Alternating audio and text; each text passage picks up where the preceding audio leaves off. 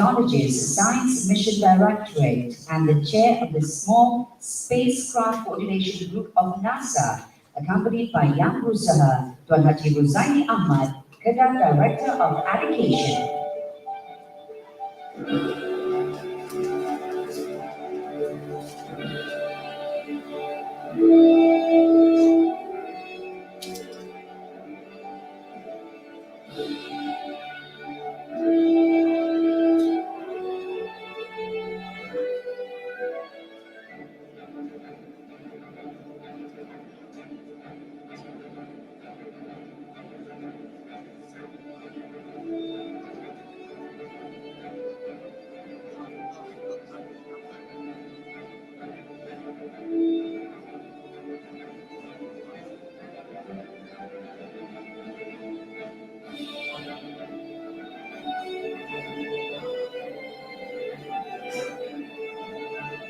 Hadirin sekalian, silakan untuk sama-sama menyanyikan lagu Negaraku. Please rise for the national anthem, Negaraku.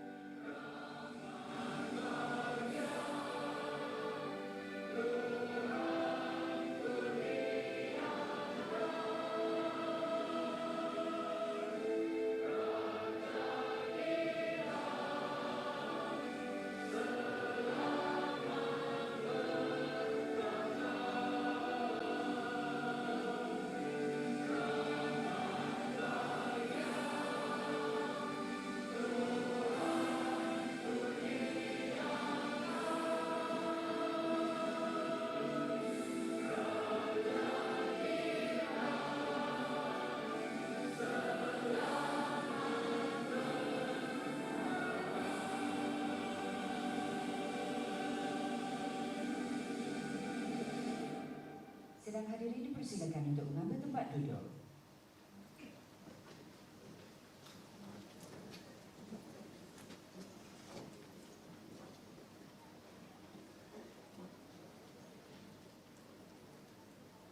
Assalamualaikum warahmatullahi wabarakatuh. Salam sejahtera, salam keluarga Malaysia.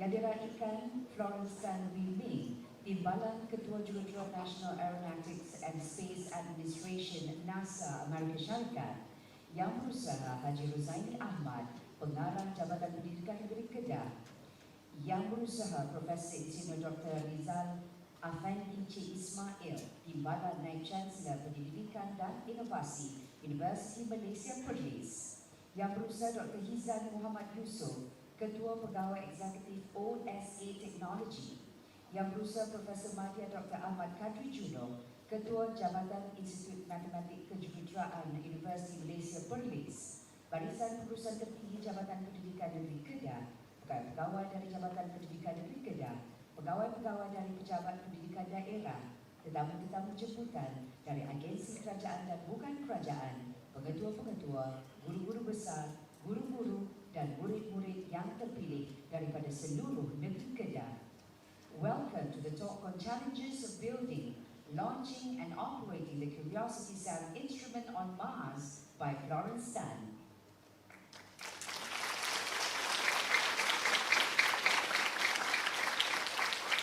Ladies and gentlemen, the story of our guest of honor rising through the ranks in male-dominated fields has caught the attention of many Malaysians. The whole nation is proud with Florence Tan's remarkable achievement, a Malaysian, as the Deputy Chief Technologist Science Mission Directorate and the Chair of the Small Spacecraft Coordination Group of the National Aeronautics and Space Administration, NASA. A big round of applause for our guest of honor, Florence Tan.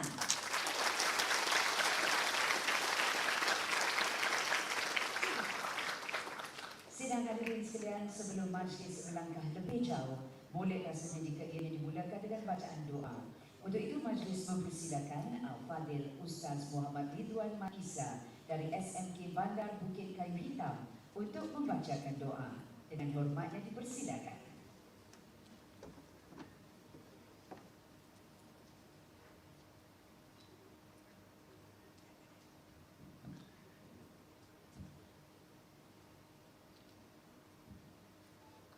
Al-Fatihah. A'udzubillahi minasyaitonir rajim. Bismillahirrahmanirrahim. Alhamdulillahi rabbil alamin arrahmanir rahim maliki yaumiddin. Iyyaka na'budu wa iyyaka nasta'in ihdinas siratal mustaqim siratal ladzina an'amta 'alaihim ghairil maghdubi 'alaihim waladdallin. Bismillahirrahmanirrahim. Alhamdulillahi rabbil alamin wassalatu wassalamu ala sayyidina Muhammad wa ala alihi wa ashabihi ajma'in. Allahumma ighfir lana dhunubana wa ikhwanina alladhina sabaquna bil iman wa la taj'al fi qulubana ghillan lil ladzina amanu rabbana innaka ra'ufur rahim. Ya Allah, ya Rahman, ya Rahim, sesungguhnya kami berhimpun pada hari ini bagi melahirkan rasa kesyukuran di atas kurniaan-Mu yang tidak ternilai. Jadikanlah kami hamba-hamba-Mu yang sentiasa bersyukur di atas nikmat yang melimpah ruah kepada kami. Ya Allah, ya Alim, sesungguhnya Engkau Maha mengetahui bahawa kami di sini ingin menimba ilmu yang sangat luas bagi mengembangkan potensi kami sebagai hamba-Mu yang Engkau redai. Justru berkati dan rahmatilah perhimpunan kami pada hari ini. Kurniakanlah kepada kami apa kiranya ilmu-Mu, sinarilah hati-hati kami dengan cahaya dan hidayah-Mu. Semoga dengannya kami mudah menerima dan menghayati serta mengamalkannya. Ya Dzal Jalali wal Ikram, kurniakanlah apa kiranya kepada kami kesihatan anggota, kecerdasan minda, ketenangan jiwa, kekuatan semangat. Semoga dengannya kami mampu mendepani cabaran, berdaya saing dan mampu mengangkat martabat diri, keluarga, masyarakat dan negara. Allahumma ja'al jam'ana hadza jam'an ma'suma wa tafarruqna min ba'dihi tafarruqan ma'suma wa la taj'al Allahumma fina wa la ma'ana wa la man yatba'una ya syaqiyyan wa la matrudan wa la mahruma. Rabbana atina fid dunya hasanah wa fil akhirati hasanatan wa qina adzaban nar. Wa sallallahu ala sayyidina Muhammad wa ala alihi wa sahbihi wa sallam. Walhamdulillahi rabbil alamin. Majlis merakamkan ucapan terima kasih kepada Al-Fadil Ustaz Muhammad Ridwan Makisa atas bacaan doa sebentar tadi. Thank you Ustaz. Sidang hadirin sekalian, majlis diteruskan dengan ucapan adu-aduan oleh Yang Berusaha Tuan Pengarah Pendidikan Negeri Kedah. Untuk itu majlis dengan segala hormat yang mempersilakan Yang Berusaha Tuan Haji Ruzani Ahmad untuk menyampaikan ucapan adu-aduan. Please welcome the Kedah Director of Education for the welcoming speech.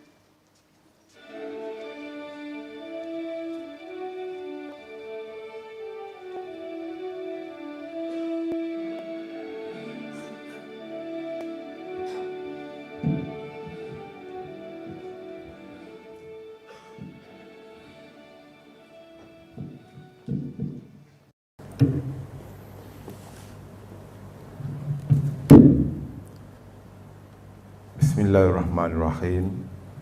Assalamualaikum warahmatullahi wabarakatuh dan salam sejahtera. Terima kasih saudari pengacara majlis. Pengacara majlis kita ni kita bawa dari Sekolah Menengah Kebangsaan Masuri Langkawi. Puan Supina ni baru-baru ini beliau dipilih sebagai pengacara majlis Hari Guru Peringkat Kebangsaan di Kelantan.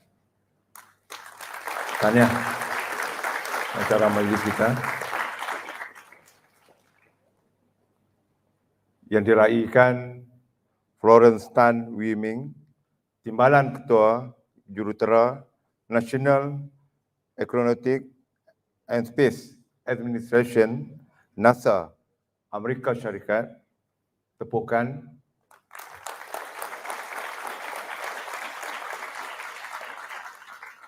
Yang Berusaha Profesor Engineer Dr. Rizal Lafendi, Cik Ismail, Timbalan Naib Chancellor Pendidikan dan Inovasi Universiti Malaysia Perlis. Yang Berusaha Dr. Hizan Muhammad Yusof, Ketua Pegawai Eksekutif OSA Teknologi, Rakan Sekolah Florence, Rakan Sekolah Mata Rendah Said Mara, Kuantan. Terima kasih, Dr. Tuan Haji Turin bin Ahmad, Ketua Perum Pengarah Kanan, Jabatan Pendidikan Negeri Kedah, Darul Aman. Yang Berusaha Profesor Madya Dr. Ahmad Kadri Junoh, Ketua Jabatan Institut Matematik Kejuruteraan Universiti Malaysia Perlis, barisan-barisan pengurusan tertinggi Jabatan Pendidikan Negeri, pegawai Jabatan Pendidikan Negeri Kedah Darul Aman, pegawai-pegawai daripada pejabat pendidikan daerah seluruh negeri Kedah Darul Aman, tetamu-tetamu jemputan, pengetua-pengetua, guru-guru besar dan yang dikasihi semua anak-anak pelajar yang bertuah pada hari ini, terpilih untuk bersama dengan tetamu utama kita yang kita bawa dari Amerika Syarikat untuk kita berkongsi pengalaman dengan pembangunan pendidikan kita yang pada hari ini sentiasa mengejar kemajuan. Dan hari ini anak-anak pelajar yang ada di dalam dewan ini bertuah dan perlu berbangga dengan kehadiran hari ini. Kita bersama dengan orang yang penting untuk memajukan diri kita dan pendidikan negeri Kedah kita. Tuan-tuan dan puan-puan yang saya hormati sekalian, terlebih dahulu saya rasa bersyukur dengan limpah kurnianya kita dapat bersama pada pagi ini dan salah satu majlis yang kita kata siri 6 International STEM dan Innovation Series Challenges of Building, Launching and Operating the Curiousity STEM Instrument on Mara pada pagi ini. Terlebih dahulu saya ingin mengucapkan ribuan terima kasih kepada Florence Tan di atas kesudian untuk hadir ke negeri Kedah dan seterusnya bersetuju untuk menyampaikan ceramah beliau di Dewan Al-Farabi Jabatan Pendidikan pada pagi ini. Sesungguhnya pihak Jabatan Pendidikan Negeri Kedah rasa sangat bertuah kerana dapat menjemput seorang public figure daripada kalangan saintis terkemuka dunia dari NASA untuk berkongsi maklumat dan pengalaman beliau kepada murid-murid negeri Kedah yang terpilih pada hari ini di Dewan ini dan seluruh murid-murid di negeri Kedah yang berkongsi dengan kita pada pagi ini. Tuan-tuan dan puan-puan yang saya hormati sekalian, Florence Tan adalah anak jati Malaysia yang dilahirkan di Muar, Johor, Malaysia pada 4 Oktober 1964. Beliau merupakan bekas murid dari Mata Rendah Said Mara, Kuantan. Dan kita juga bertuah Florence Tan telah memilih negeri Kedah berbanding negeri Johor. Itu dia betuahnya kita. Negeri Kedah yang pertama pada hari ini. Kan? Johor lain kali lah. Kan? Next time lah Johor. Florence Tan memegang ijazah sarjana muda dalam kejuruteraan elektrik dari University of Maryland dan ijazah sarjana dalam kejuruteraan elektrik dan MBA dari Universiti Johns Hopkins. Florence Tan sekarang memegang jawatan sebagai pengurusi kumpulan penyelarasan kapal angkasa kecil di Ibu Pejabat NASA dan juga timbalan ketua juruteknologi untuk Direktorat Misi Sains NASA. Tepukkan sekali lagi. Dalam peranan beliau sebagai pengurusi kumpulan penyelarasan kapal angkasa kecil, beliau mengetuai SSCG untuk menyaras dan membangunkan strategi dan visi NASA untuk kapal angkasa kecil dalam sains, misi penerokaan dan aktiviti teknologi. Sebagai timbalan Ketua Juruteknologi untuk Direktorat Misi Sains NASA, beliau menyokong Ketua Juruteknologi SMD untuk meninjau dan menilai keperluan teknologi untuk sains NASA. Florence Tan bekerja di NASA Goddard Space Flight Center selama 32 tahun dan mempunyai reka bentuk dan binaan, IT dan peranan operasi dalam 7 spektrometer jisim ke destinasi termasuk Marikh, Zuhal, Titan dan bulan. Beliau telah menerima pelbagai anugerah termasuk pingat NASA untuk pencapaian luar biasa. Pencapaian luar biasa Robert H. Goddard untuk jangkauan, anugerah kecemerlangan bahagian Goddard, anugerah akta khas dan anugerah Goddard Pair dan pelbagai anugerah pencapaian kumpulan NASA termasuk pencapaian perak anugerah kehormatan NASA, pingat dan lain-lain. Sidang hadirin yang dihormati sekalian, beliau telah menjadikan hasrat peribadi beliau untuk mempromosikan pendidikan sains, teknologi, kejuruteraan dan matematik, dan beliau terlibat secara aktif dalam aktiviti jangkauan bersama pelajar dan masyarakat untuk mempromosikan kemajuan sains dan teknologi NASA beberapa kali setahun sejak awal tahun 2000.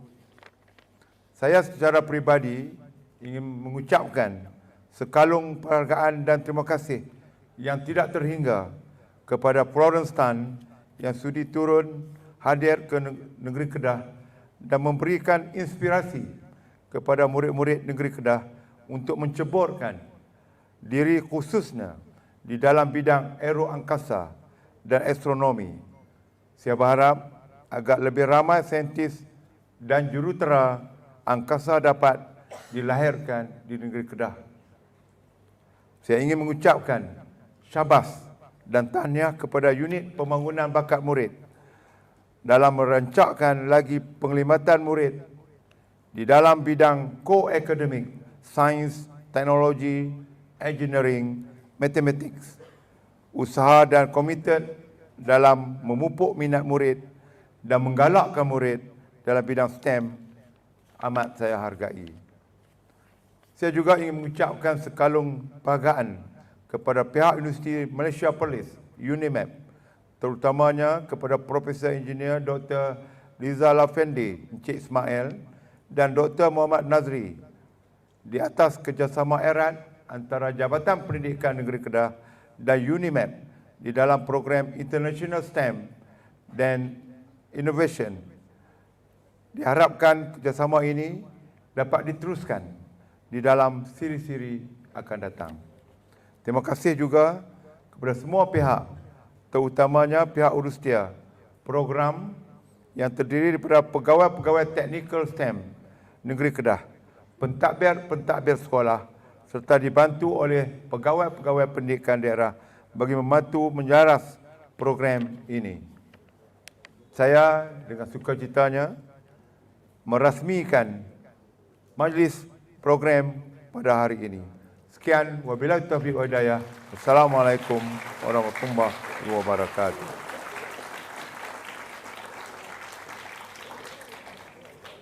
Terima kasih dan berusaha Tuan Rosani Ahmad Pohon yang berusaha Tuan untuk terus kekal di atas pentas untuk upacara bilik perkasian. And now please welcome technologist Florence Tan to join Yang Berusaha Tuan Rosani Ahmad on the stage with our distinguished guests.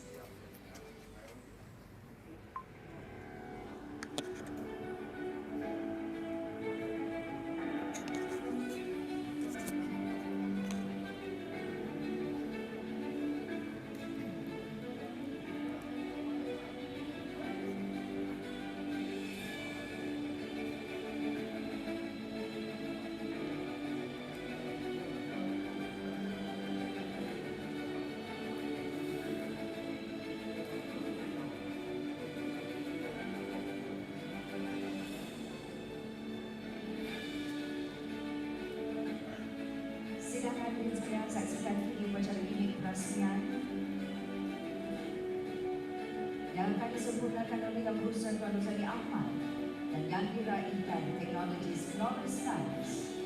Ladies and gentlemen, launching gimmick di mana plak telah ditandatangani akan bermula.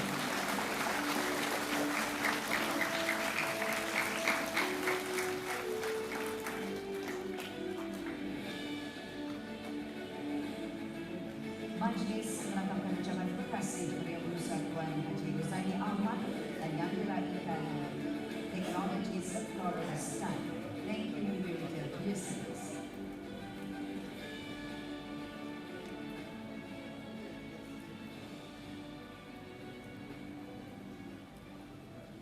Ladies and gentlemen, Malaysian-born Florence Tan wanted to be a teacher, but watching reruns of Star Trek changed her destiny and has taken her to great heights in the US. She's now the chair of the Small Space Coordination Group SSCG at NASA headquarters. Tan is also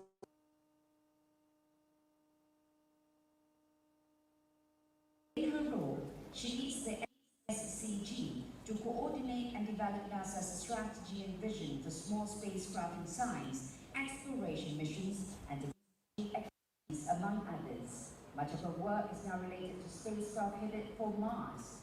Among achievements were working for the Mars Science Laboratory Sample Analysis, Mars Organic Molecule Analyzer, Mars Atmosphere and Volatile Evolution Mission, and the Lunar Atmosphere Dust Environment Explorer. Hailing from a fishing village in Muar Johor, Tan left Malaysia when she was 18 after finishing the education at the Kuantan Amara Junior Science College, MRSM. She went on to study at Western Michigan University in the US, then transferred to the University of Maryland a year later, where she obtained a bachelor's degree in computer engineering. She then got a master's in electrical engineering and an MBA from Johns Hopkins. Tan said, her story of how she grew up was very typical of her Malaysian contemporaries. She said her parents saved money every way they could, with her father having to use a worn pair of shoes, and he kept walking them even though they had holes. She watched him put in pieces of cardboard to cover the holes in the soles, and years later, when she earned her first paycheck, she bought him a pair of Christian Dior shoes from the US and sent them to Malaysia.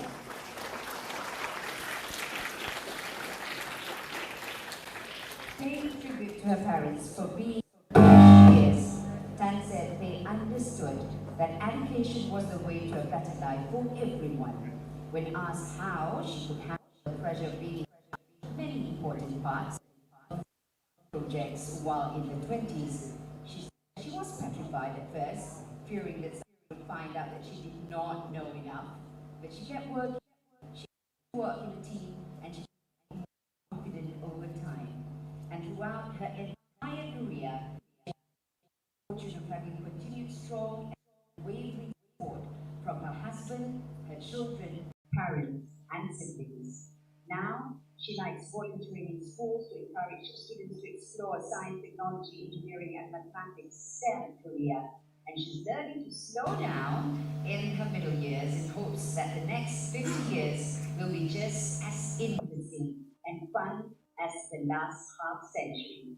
Ladies and gentlemen, let's put our hands together and give a big round of applause to welcome our extremely outstanding guest of honor. Please welcome Florence Tan.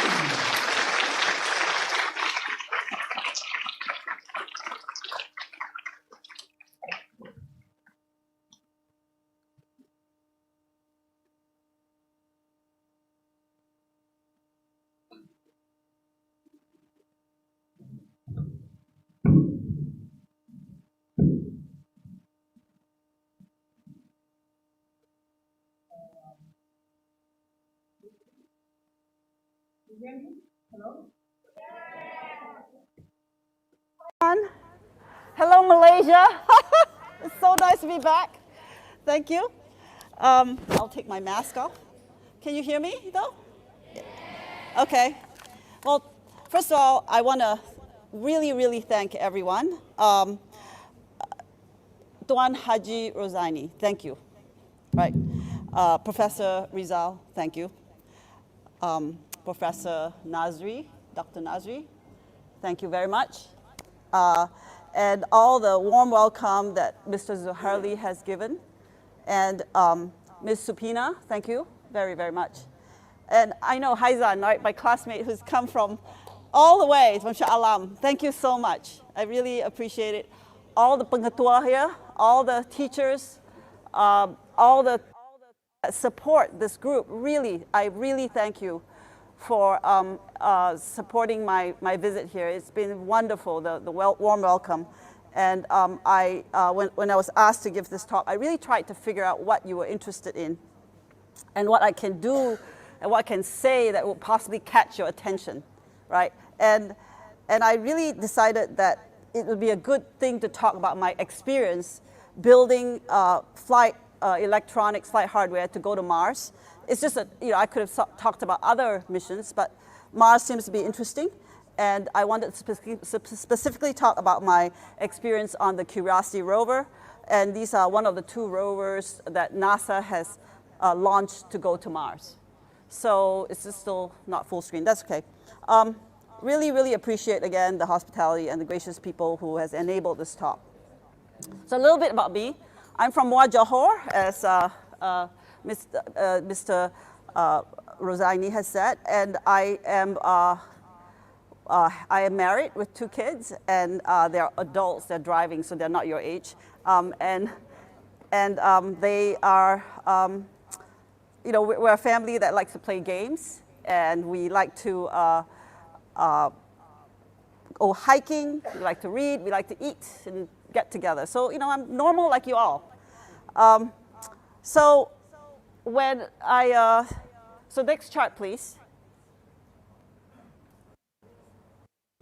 Okay, so when Galileo, right, peered into his telescopes in 1610, January the 7th, he saw something, right, that changed the way we looked at the entire universe.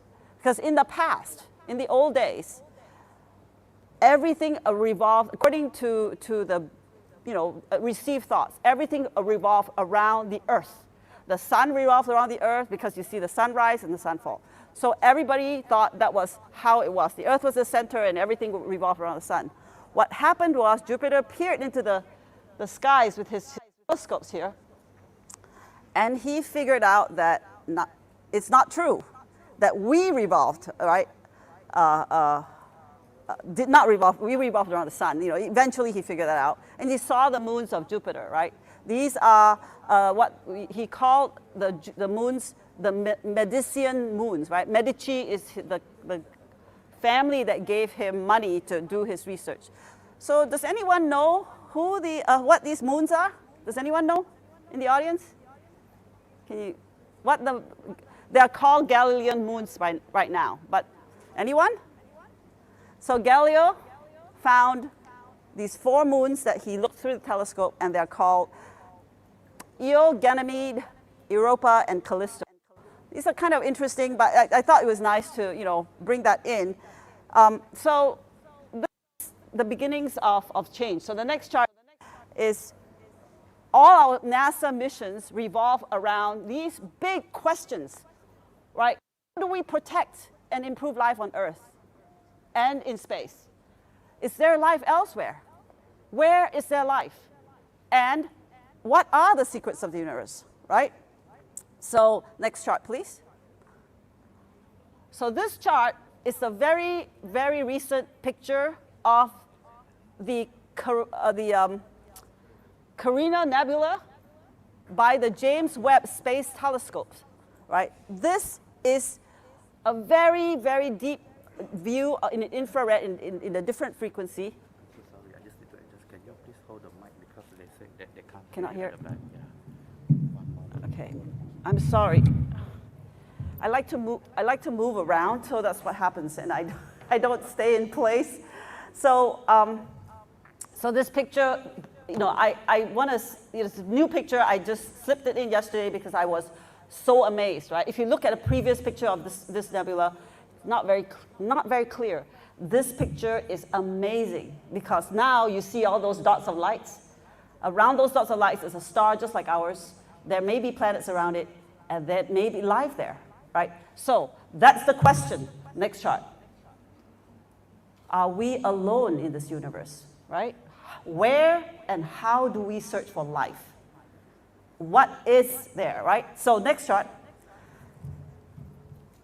So this is the robots, the different robots that we fly at NASA to gather data from our planets, from the comets, from the asteroids.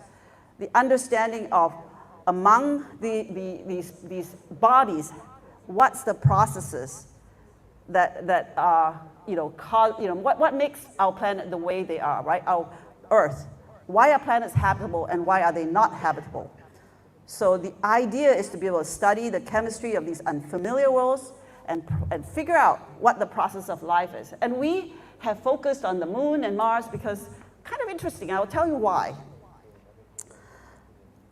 So there are we have different areas where we can search for life. So what are you going to do when you want to search for life? Right? Where do we look? How do you figure out where life exists? So you look at places where there are a source of energy, right? Number one. Number two, a transport mechanism, meaning like water, right? And number three, building blocks of life. Carbon, hydrogen, oxygen, phosphorus, sulfur.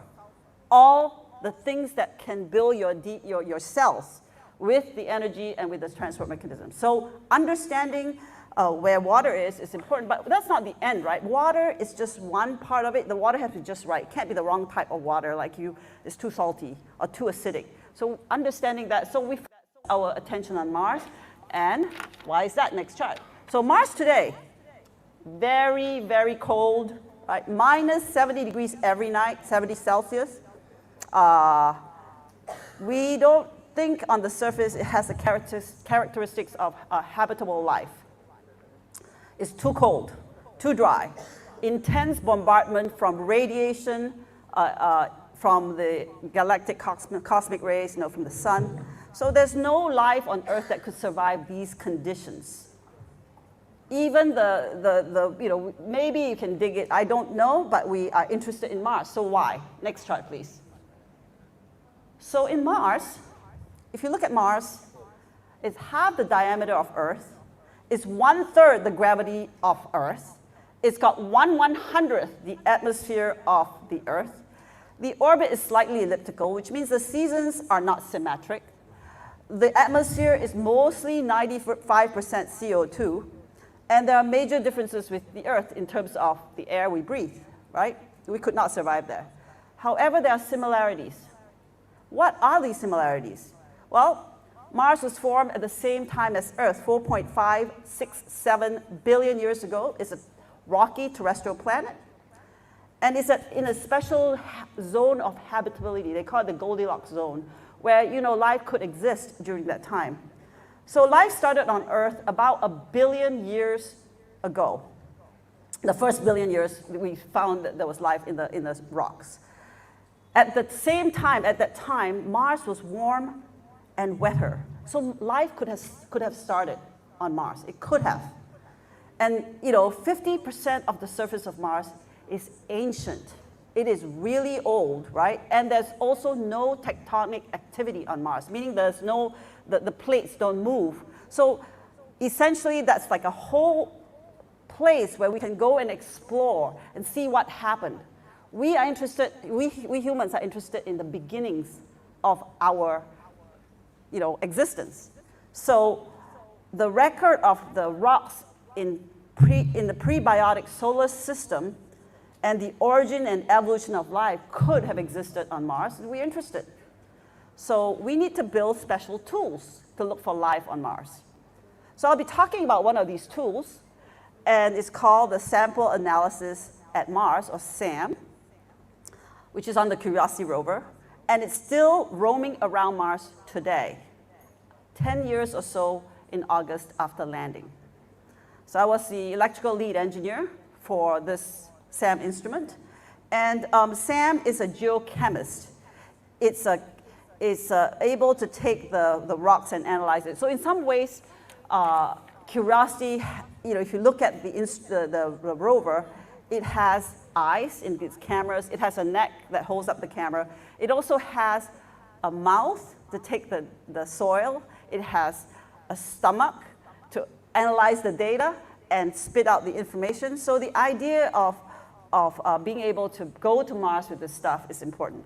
Oh, so this is turns out Mars is very, very hard. To get to Mars, if you look at this chart, hopefully you can see it, but only recently, right, that we had the 28 number of successes is more than the failures. So in the beginning, everything that's in red, we failed because the little red crosses, X's, on this chart has basically failures because we just could not get to Mars. And we learned, right? But it takes a lot of understanding. The team has to understand this, and we cannot do it alone. It takes focused goal, common goal, and a really good team. And this talk today is about the team that brought these types of missions from Earth to Mars. And now you can see the countries that have gone to Mars, and you can see that we are more successful recently after we learned how to handle Mars. And Mars has, like I said, very thin atmosphere, so you can't just take a parachute and try and slow yourself down. You have to do something called the sky crane maneuvers. So next chart, please. So play the video. This is the landing of the rover on Mars. So no, you have to play there's a little thing at the bottom, all the way at the bottom. If you go to the bottom of the, if you mouse over kind of around the lower left-hand corner, there should be a, all the way down, go lower. You should be able to mouse over. Can I come by and show you? Yeah. It's a nice movie.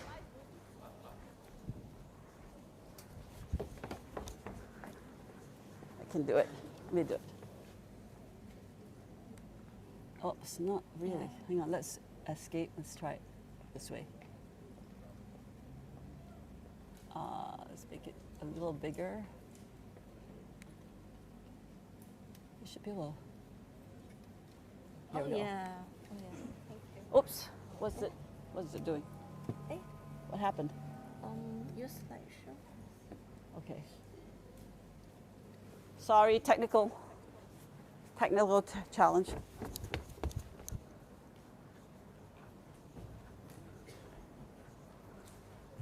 So this is I'm just going to talk about this. This is a picture of how when we landed on Mars. And you don't have to finish the whole thing, maybe up to about 2 minutes.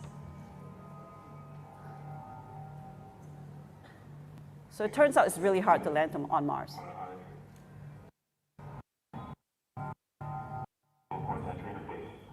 I was sitting.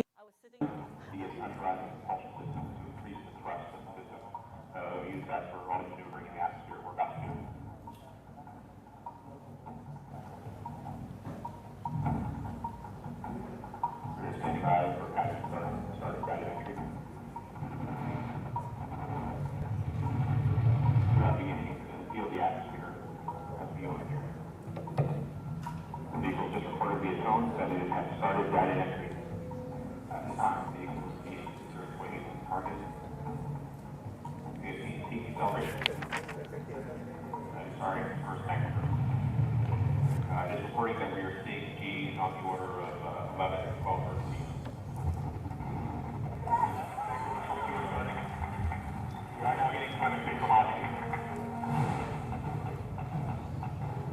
We should have parachute deploy around Mach 1.7. This works though. It's okay. Yeah, it's okay. Yeah, I'm fine. We are decelerating. So this parachute slows it down to about 200 miles an hour, but it's still not slow enough. So they have to deploy, once it slows down to about terminal velocity, which is 200 miles, they have to use the retrojets. So the retrojets is going to slow it down, right? The problem is, you can't just put the retrojet because it's too much backwash. The rocks is going to hit. So they have to lower it down by tether at about 21 meters. And they're going to lower it down to about 2 miles per hour, like walking, and then they land. That's a new way of landing on Mars. Touchdown confirmed. Receive.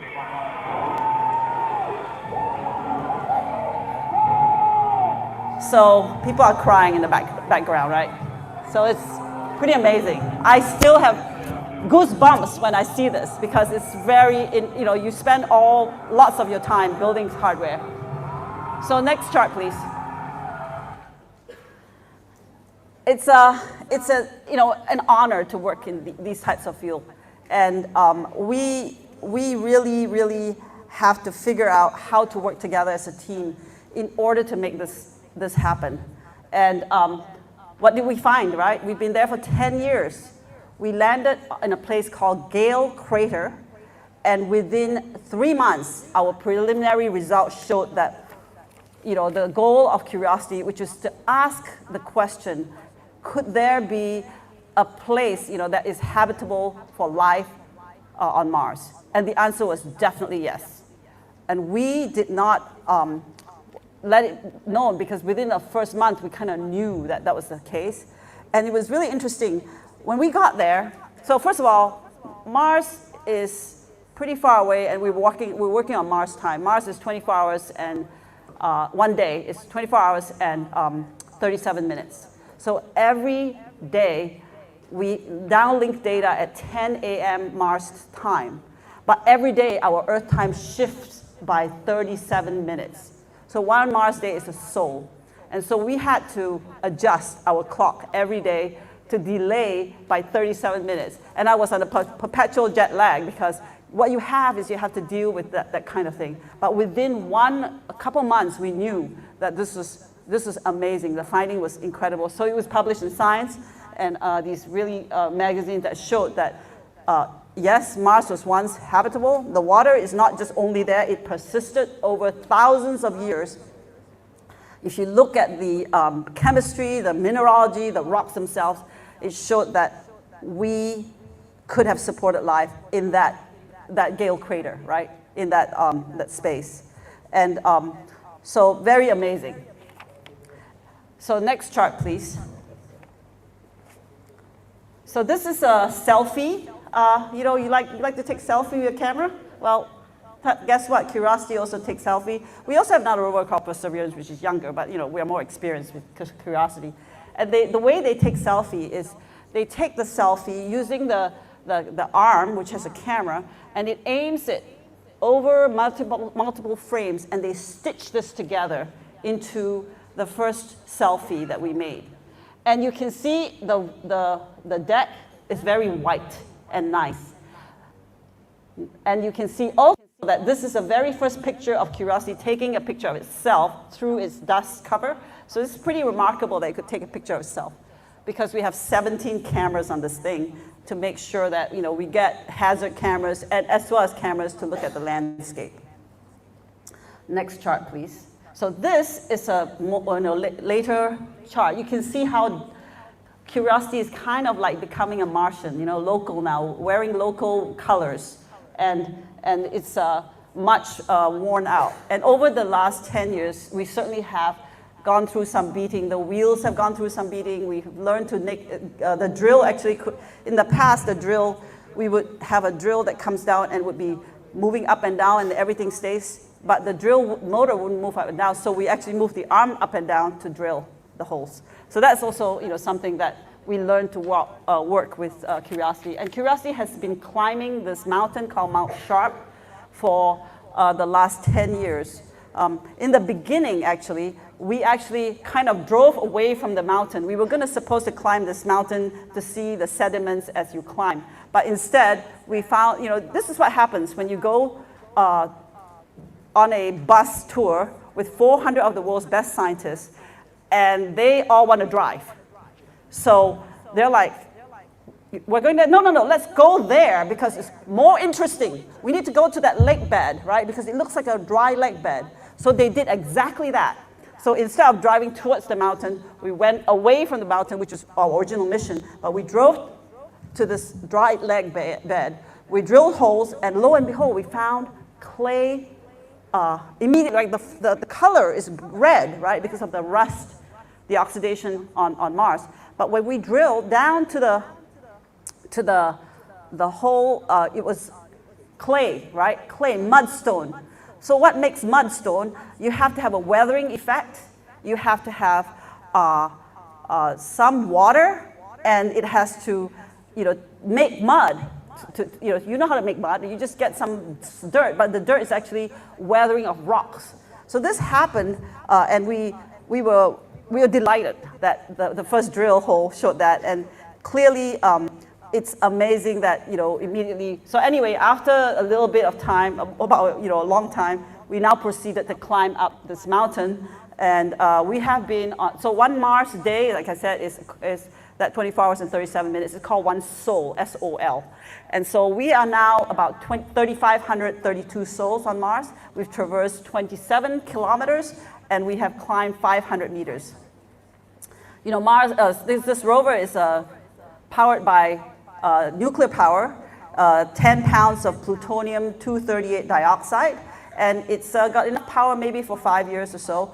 But we want to discover more stuff, right? So this is really interesting, and this August will be 10 years on Mars. So this is the picture of the where we are, and if you look at Sam's, Sam is on in Malaysia is the driver's side of the rover, and this rover is the size of a Mini Cooper, but the wheelbase of a Hummer, and it's very tall. It's very, very tall. 9 feet tall, and so you can't probably fit it in your garage quite. But that's kind of and 10 instruments, and Sam is the largest instrument on this rover. Next chart, please. So Sam, I'm going to talk about Sam. The instrument was built in Goddard Space Flight Center, where I used to work. I would say the most complex instrument suite that is built, that landed on the surface of a body in the solar system. And it's composed of the tunable laser spectrometer, a mass spectrometer, and a gas chromatograph. And it's got a lot of pipes, pumps, heaters. It has over 100 heaters on this thing. So I had to go figure out where all the heaters are. I'll show you a picture of the heaters and where they are later.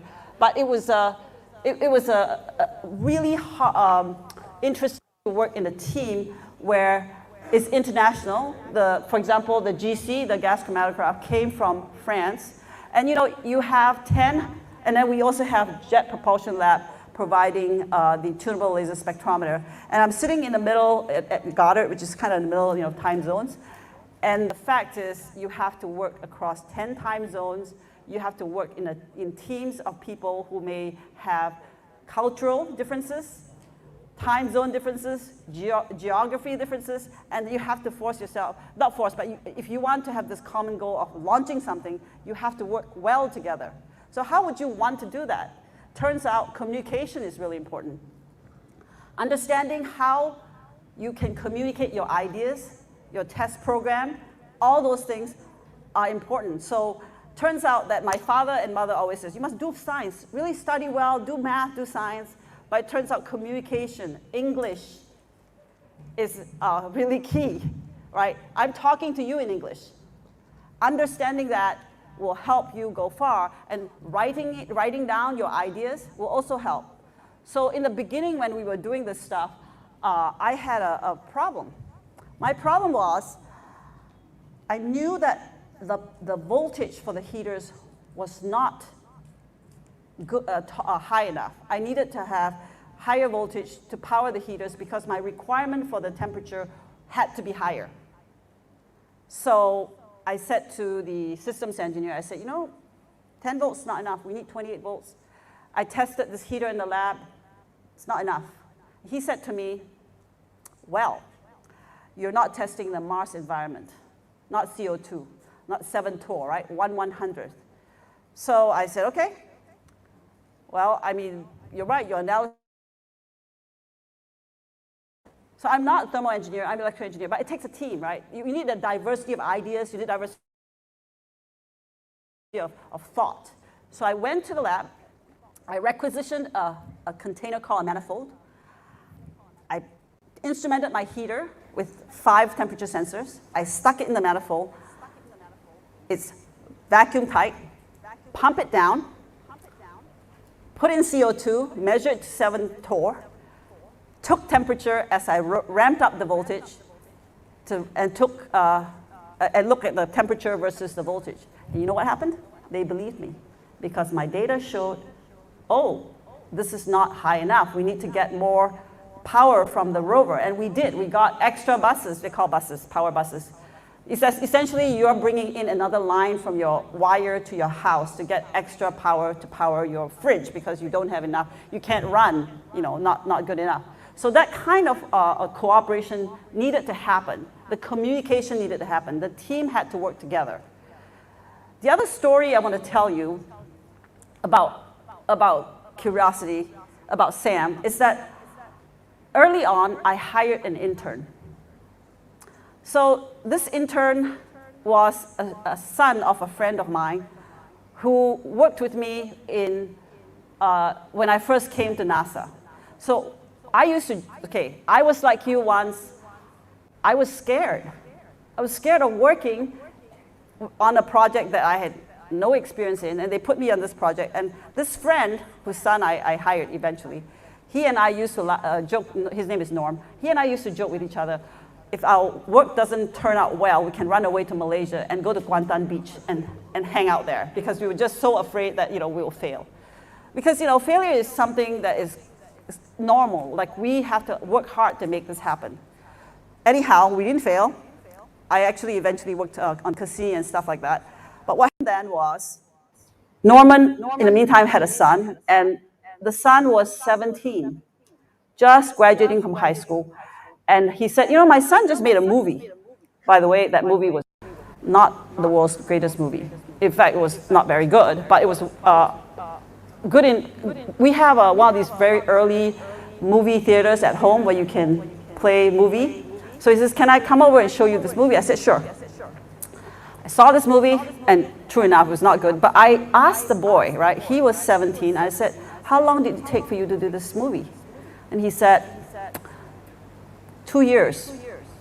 And then his father said, yeah, I had to buy him a $3,000 US camera, used camera, to take this movie. And he did something good. He sat there, programmed his fight scenes with his friends. He convinced his friends, they use, and then he would duplicate these scenes to make like a battle. So I thought, okay, there's something in this child that I really like. So I hired him, and I said, I didn't ask for his resume. I didn't ask for what he knew. I thought, if you have that persistence to do the work for 2 years, I'm going to hire you. So I hired him, and for 4 years, I was one of the first people, pretty broad-minded about things like that. I said, hey, you can work from home if you want to, as long as you do what I want. And I wanted him to just understand Sam, understand how to program, and understand the whole idea of taking data, and so that we can use eventually some software. So when he graduated, he learned a lot about Sam, and I paid him well too. So I gave him some autonomy, right? People like autonomy. They like somewhat well paid. When he was not a student that didn't have any skills, I still gave him, I think about $13 an hour, which is a lot of money for at the time, for a young student. And I gave him interesting work. He joined our group, and he made software to analyze the data, to transform how we look at data based on me talking to him and he learning from others, the team. And his software is being used to do analyze software today, and it's now being adopted to like 4 or 5 flight missions at NASA. So from a hobby, right, from a way of just looking at something, you never know if your product can change the trajectory of your life, given an interest. So sometimes when I hire students, I don't look at them and say, oh, your grades are terrible. I'm not saying don't study, guys. I'm saying, I'm looking for that passion, the understanding of why things are, and then working for it. I mean, his father, it's also networking, right? I know his father knew me, we were colleagues, but I didn't have to hire him. So sometimes the other thing is going out and saying, hey, can I show you what I have, so that people know about you. So that's the story about Sam here. So hard work is important, right? You understand where things are, and then I chase down the root cause for those heaters, that's important, and then you document, you communicate. Teamwork all around. So what's SAM? I said, all these things, but literally it has these different instruments, the tunable, all these spectrometers, right? Tunable laser spectrometer, a quadruple mass spectrometer, a gas chromatograph. It has 74 cups that take soil sample to go into the instrument, and then it has these 100 heaters to after you burn or pyrolyze the soil samples in these cups, you actually flow helium and pump it out. So the pumps that pump helium are these very high wide range pumps that go to 100,000 revolutions per minute. And we have 2 of those. So every single subsystem has passed my lab, and we actually test everything ahead of time and test it to the point where we know how everything functions in order to make this integration of SAM work. So next chart, please. So this is just a nice flow diagram of how you take powder from a drill or the scoop, and then you go through this carousel system, the cup system, and then it gets pyrolyzed in the oven, and then it goes into one of these mass spectrometers. There's also hydrocarbon traps, and all the way to analyze what's in SAM, and what's in the Martian soil and environment. Next chart, please. So, as I said, how do you build hardware? You have to build it and think about it from the point of view of what the goal is. But some thoughts. Turns out flight hardware is like a unique, one-of-a-kind, not like you're stomping out cars, like cookies, right? You don't do that. You have to think about all your requirements and build it bespoke, right? Bespoke hardware. Behind all that work, you need that common goal. You need a teamwork, very important. You work well with others. You need to understand the architecture. Just because you're not in charge of this thing, the heater is not my purview. I'm not a thermal engineer, but I was interested enough to go pick at it, and you change and you make the system better because you speak up, okay? And testing. I told you we tested every which way. And I'll tell you a funny story later about the testing. And then redesign sometimes, because you test and your test doesn't show that you've done very well, and you retest. Next chart. So the scope of challenge is, of course, you have to go bring this hardware, size of a big lab, shrink it down to the size of a microwave oven, and then you have to have technical constraints like power and energy constraints. You have very, very stringent thermal conditions, because Mars is cold, Mars is very, very, they have dusty, right? There's a lot of schedule issues that you have to deal with. We had only 3 years to build this initially, and I have a challenging team to work with, and of course, the surviving the launch and operating conditions. Next chart. So if you want to build hardware, you need to think about it from the point of view of what the hardware can see. You're going to see, when you launch, you're going to get to have to vibrate the hardware. So you want to test the hardware in the condition the hardware sees. You also have, once you come into Mars, you saw that movie, 12 Gs, right? 12 gravitational. You're going to have to make sure your hardware can survive that vibration environment. And the sound, acoustic. And you also have to understand the cruise conditions, whether there's radiation, whether you can communicate with the hardware. And then when you do get to Mars, to be able to operate without any kind of interference from humans, and to be able to recover from errors, And you have sometimes with SAM, you need to operate for 15 hours straight. So you need to be able to choreograph your hardware and understand all those issues. And then there's also planetary protection, which is something important that maybe you've not heard. When you build hardware, your grease from your hands can go into the hardware, and you're trying to go see if there's microbial life, right? If you want to see if there's organics. The last thing you want to do is bring organics, so you have to be very careful when you're putting the hardware together. Next chart, please. So this is what you do to test vibration. You basically shake the darn thing. You put the hardware that you've completed on a table, and you shake it X, Y, Z direction, randomly, to just make sure that you take out any kind of workmanship issues that you had not forgotten. My very first mission on the Cassini mission, we used actually these things called staking material to glue down the big parts. And one of my parts I did not glue down, and it flew off. It flew off, and this is something that's soldered down. So you want to make sure that your hardware is very robust. Next chart. The other thing you do is to test.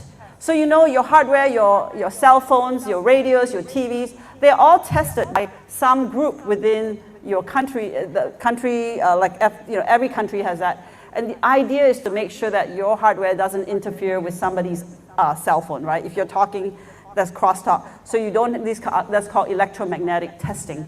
And so you have to test that to make sure that you're proper, you're well behaved as a hardware. And on top of that, you're also not susceptible to interference from other pieces of hardware.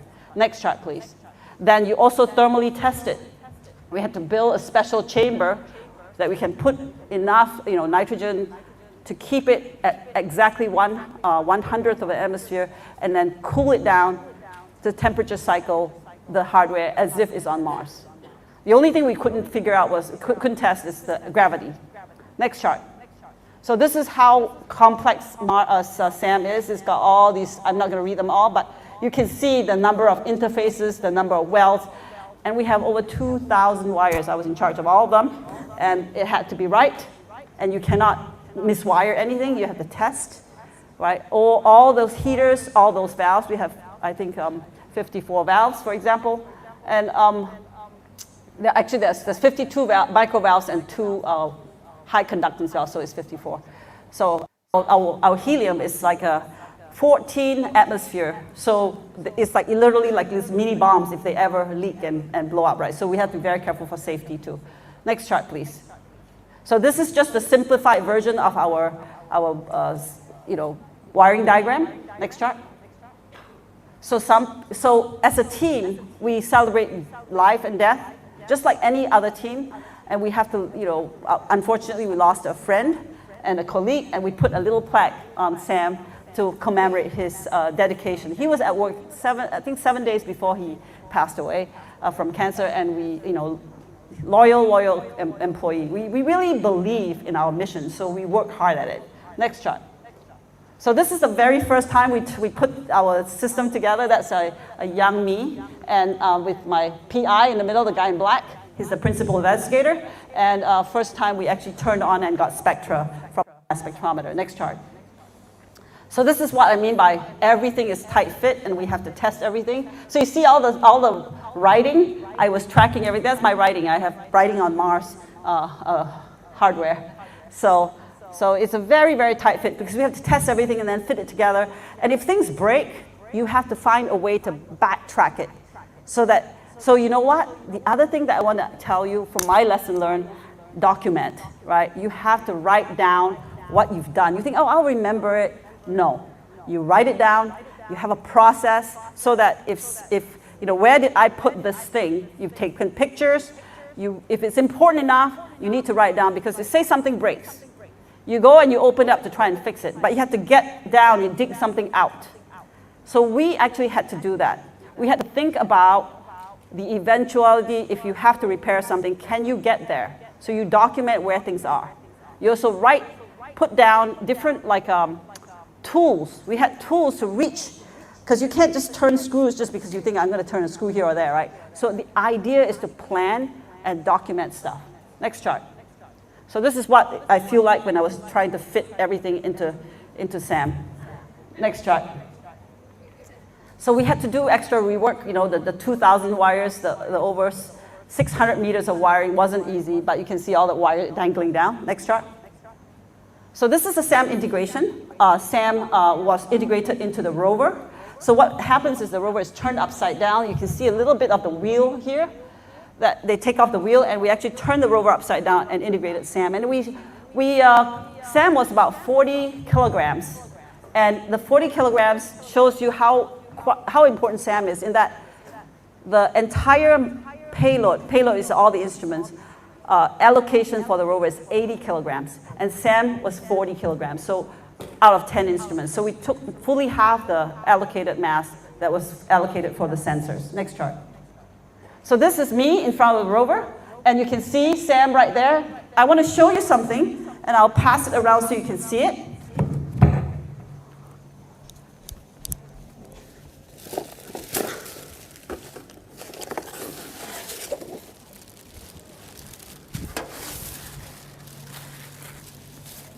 So I brought this from the US because I thought it might be nice for you to handle some hardware. So can you pass it around? Don't drop it, okay, guys? But this is actually a side panel for SAM. You can see it right here. And you see some idea how big it is. So you can make a cube with it. A box. I just brought 2 of the 6 sides, but you can see how big it is. And you can pass it around while I'm talking. Don't get too distracted. But it's kind of neat, right, to see how much. And you can see the rover wheel. They turned it upside down. They took off one of the rover wheels, so you can see that. Okay, next chart, please. So that's me in front of. So we moved to Kennedy Space Center, and this is the rover. What happens is after you finish integrating at Jet Propulsion Lab, the last picture was at Jet Propulsion Lab, they actually shipped the rover to Kennedy Space Center to launch. So we had to do more tests. So here it is. Next chart, please. So this is the launch, right? We launched on November 26th and on an Atlas V at Kennedy Space Center. And it's just so wonderful to see your hardware go. Next chart. So we landed after about 9 months. And I just want to tell you how great it is with our team. We worked hard at it, and we were, like you saw that movie, amazing, right? So diverse group. It's funny that you see all these people. So I want to show you who. So the principal investigator is the guy with the beard in blue, and then that's me and my, another scientist. I'm the only engineer in there, right? And the guy here with the fist like this, he's from Tunisia, and brilliant scientist. This lady who said number 1 with the stripes, she's the director of JPL now. So my colleagues are world-class scientists. They're great people to work with, and I'm really honored to be part of this team. Next chart. So this is the first picture of Curiosity's thumbnail, we call it. And you can see Mount Sharp at the distance. Again, we did not drive to Mount Sharp. We drove away from it because these scientists, you've got a bunch of scientists. They want to go explore. Let's go here. Let's go there. That's what happens. And you can see President Obama calling us from Air Force One to congratulate us at the time. Next chart.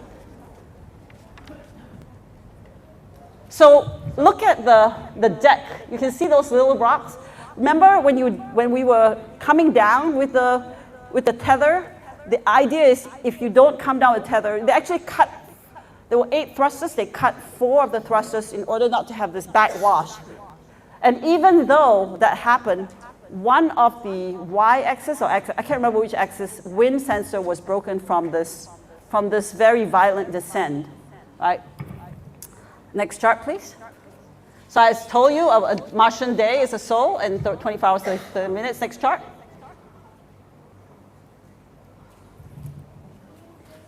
Well, next chart, please. Okay. So I told you about the schedule, 10 o'clock. Why is it 10 o'clock? So we have, at the time, 2 assets that rotate around Mars, and it was like our communication satellite. The satellite came overhead, over the rover at 10 a.m., what we call local mean solar time, and that's when we are able to communicate with the rover and get information. And it's really neat to work in this group, right? When we were there, I was there, we were in a group, and you can sit next to, it was pretty much rows and rows of chairs like this, but with a table between the seats. And I sat next to the Spanish people, and behind me were the Koreans, there were the French team, different groups all coming in together to make this work, right? We had Russians in the back. So the team actually gathers around 11:30 and do the data from the previous day, and then we meet again to verify, what our plans are, and then finally we uplink, complete some file for uplink for the next day. So every day we're processing data from the previous day and sending data, and we have to keep a schedule. We didn't sleep very much. Don't forget, Mars time is you basically have to make your day longer.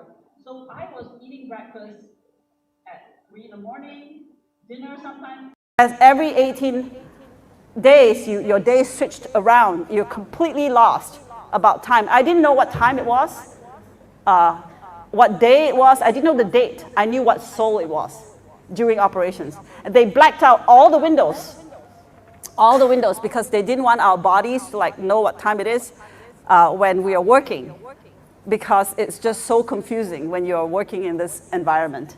Next chart. So we actually had problems when we first started working on Mars because we didn't understand the thermal conditions now. Gravity is different, so the convection rates are different, although we tested it. So we actually had to retweak our parameters so when the heaters overheat, we turn SAM off and we lose a day of operations. So we had to really understand, again, these kinds of communication, these kinds of testing is all important. And we have to understand pressures and temperatures and how things work. In fact, what happened was there was pressure that was built up in SAM because of, even although the valves are good to 10 to the minus 11 torr, the valves still leak. There's always a leak rate.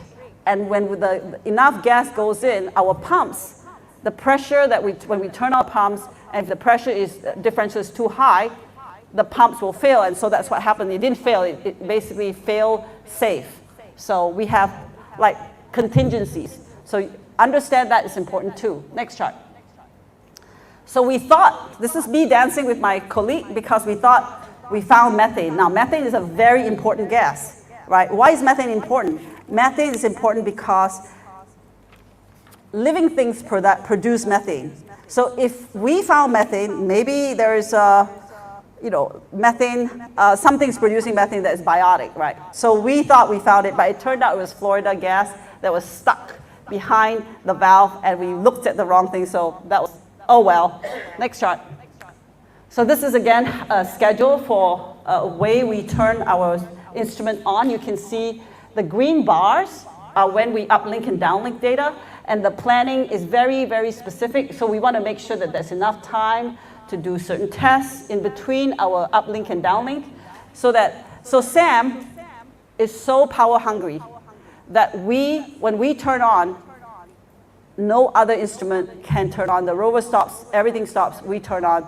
So when we plan for activities on Mars, you have to understand how much data you make, how much energy you're taking, how much instantaneous power you need to run your experiment, and how much time it takes to transmit whatever files you need to your instrument, and vice versa. These types of things are contingencies that you need to understand when you operate on Mars. Next chart, please. So this is just an example of our scripting. And by the way, the software is it's actually built by my husband. So my husband and I both work on Mars, mission SAM. And my daughters always thought that Sam was some troublesome younger sister that's always taking all our parents' time. But we worked on this, and my husband figured out that he didn't want to be called every single time some scientist wants to change an experiment. So he actually made a very clever way to command SAM without him knowing. The backbone of the software is he made it so simple that even a scientist could do it. Sorry scientists in the audience. But the point is he can say heater.on 1, and the heater 1 will come on. And what it is his software interprets the command and figures out how much power to use, how much to cycle it, and all the back stuff is hidden from the scientists. So that's really a smart way of doing it. But now that I say the idea, it's the whole point about building hardware like this is it's by far the most satisfying thing I ever had to do, because you're always constantly inventing stuff. You think outside the box. You're not really trying to there's nothing that you have an example of to build, so you just have to make it, right? You make it up and you go, what if I did it this way? And I literally made up stuff. But with the requisition, with the requirement that you want. That is the thing that's so nice about being an engineer, so satisfying. Next chart, please. So we also, I have a movie here, we're not going to play it, but every time we run anything, we actually simulate like the arm moving so that you don't interfere or hit anything. Next chart, please. So this is another movie. So before we play the movie, I want to tell you something. This is something scientists and engineers also have fun. So please play the movie. This is me narrating this. My name is Laura Khan. I'm the SAM electrical lead engineer. I work at Goddard Flight Center. SAM stands for Sample Analysis at Mars. It is an organic chemistry lab on the Curiousity Rover. It's the most well-equipped chemistry lab that we've sent to Mars to date. Curiosity landed on Mars on August the 5th, 2012. It was born on Mars that day, and so we consider that day as its birthday. We're here at the testbed lab where SAM is built. It is an identical unit to the unit on Mars, and we use this unit to test our experiments before it is transmitted to Mars. SAM will be running some great science experiments on Mars. We will be analyzing some soil samples. To make the soil samples go down, we had to program it to vibrate at various frequencies. When we're introducing a sample into SAM, it'll go through a resonance and it'll sound like this.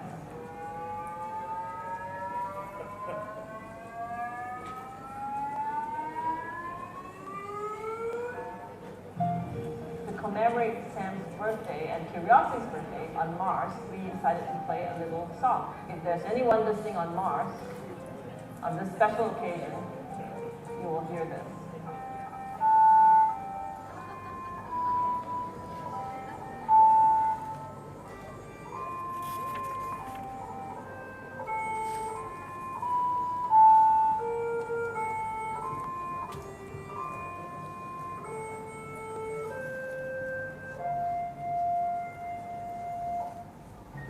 It's really neat and it's exciting. This is the first for NASA and for the world. The music brings us all together, so this is fun. It's been a great year on Mars, and I cannot wait to get to Mount Sharp next year. We've discovered so many new things, and there's still lots more discoveries to come.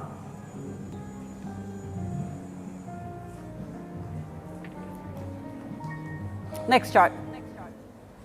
So I gotta say something, right? It's been really fun. My career is I can't believe sometimes that I've had this incredible group of people, the team that I have, who I work with, to learn from and to grow with. And it's such it's amazing that we've succeeded and do as well as we do. We've come a long way, and SAM and Curiosity is still working on Mars. I'm so grateful and honored to be part of the team. And the principal investigator and the group that invested time and trusted all of us to do our jobs. It should, actually, this is going for the bosses out there, right? One more story. Early on, we didn't do so well during one of our reviews, and I was presenting, and somebody said to the principal investigator, hey, I don't know her. Well, everybody has to start somewhere. And I was just a designer before. They elevated me to be the lead engineer for electronics. And my principal investigator stuck with me because he was told, you need to replace her. So sometimes you have to trust your employee, and sometimes your employee will return that trust by working really hard for you. So it's go two ways.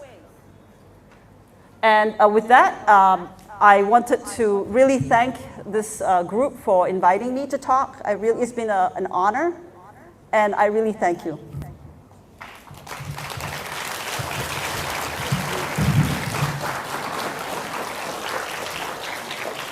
question. What an interesting, stimulating, and of course, thought-provoking talk by Florence, and I myself now would like to know more about Mars, and I'm sure our audience, our students, our teachers, all of you are eager to know more too, and have many questions for our expert to answer. Therefore, the floor is open for you to ask questions. Please use that microphone provided. We welcome questions from our audience. Please.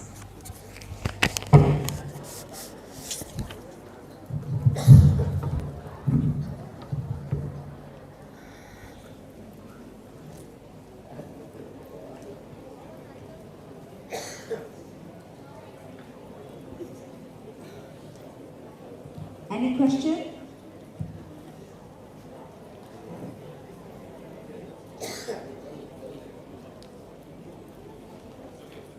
Okay, let's have our first question from the pretty little girl there.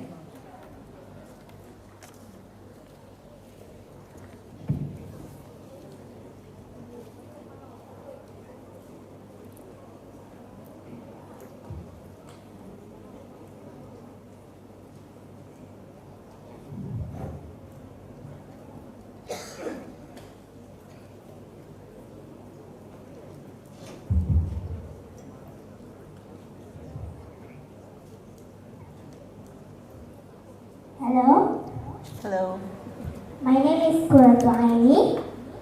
I'm 11 years old. I'm from SK Standard. I want to ask you a few questions. How doctors get involved in this field? Oh, how did I get into NASA? Is that right? Yes. Okay, so this is where that networking thing that I just mentioned, that really helps too. I was lucky. I met a friend who was working as an intern at NASA Goddard Space Flight Center, and she knew I was kind of interested in, she didn't even know actually, she just happened to ask me, hey, you want an internship at NASA? Back in the day, University of Maryland, you can work, as a foreign student, you can work on campus. So there was a program that is a campus program that placed interns at Goddard. So I joined that program, and so I went for the interview, and another story I tell you. I had taken Physics 3, and the guy who interviewed me said, oh, you've taken Physics 3, he saw my transcript. Unlike me, he asked me for my transcript. And he says, you've taken Electromagnetic Theory. Now this is a theory that governs how light and electricity, electromagnetic waves, you know, the things that work for your cell phone, how that all communicates and transmits. And he says, and this is a set of equations called Maxwell's equations. He asked me to derive it in the interview. Now that's crazy because like I can't do it now. Anyway, I had just taken the class. I worked hard, so I knew like I could do it, so I just did it. And he kept saying, that's pretty good for an undergrad. So he hired me.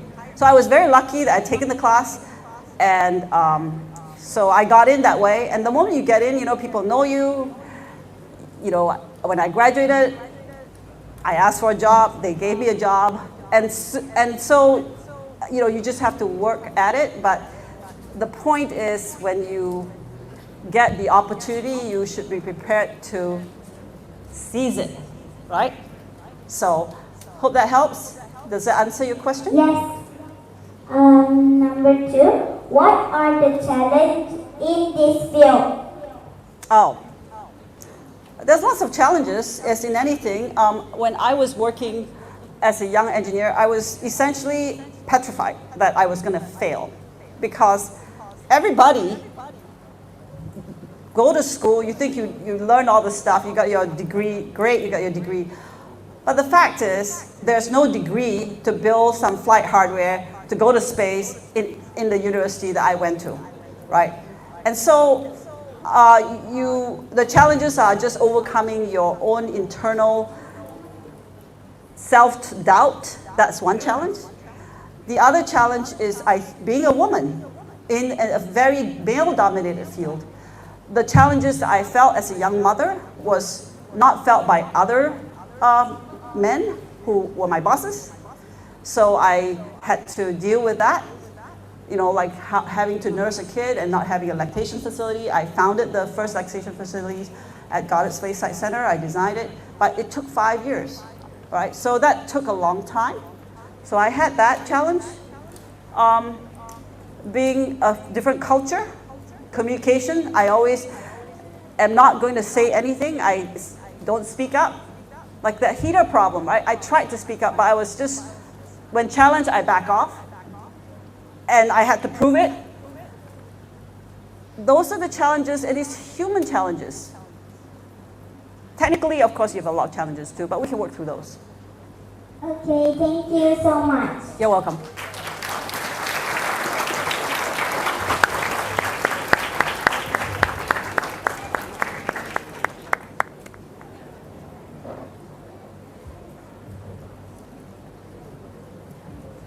Hello, I'm Medician. I'm from 4 and I'm from SMT Maneuver Retail. I just got a couple questions to ask you. First, why does Mars doesn't have any tectonic plates movement? What happened at Mars? That's a good question. Maybe it's too small. I don't know. It's a good question. I'm not a scientist, so maybe somebody can tell you, but I can get back to you on that one. And the second question is, how do you repair equipment on the rovers, like Curiosity, when they are broken? You don't. You plan to have, you plan on gradual obsolescence. We spend a lot of time thinking about what if. You would not believe how much the flow chart we have to go down, what if. And the simple thing about taking a sample and putting into the little inlet tubes to go in, there's all this flow that says, what if this happens? What if that happens? Can we recover from this? Can we recover from that? So you plan it. The software is the ultimate arbiter.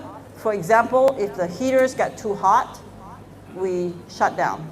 So if the pumps are over pressuring because something happened, so we have a lot of, for SAM, I have over 5,000 cross checks of different data that I collect, and then the different cross checks is 5,000 different data that we collect, and making sure that the state of health of the hardware is able to function nominally. That means perfectly.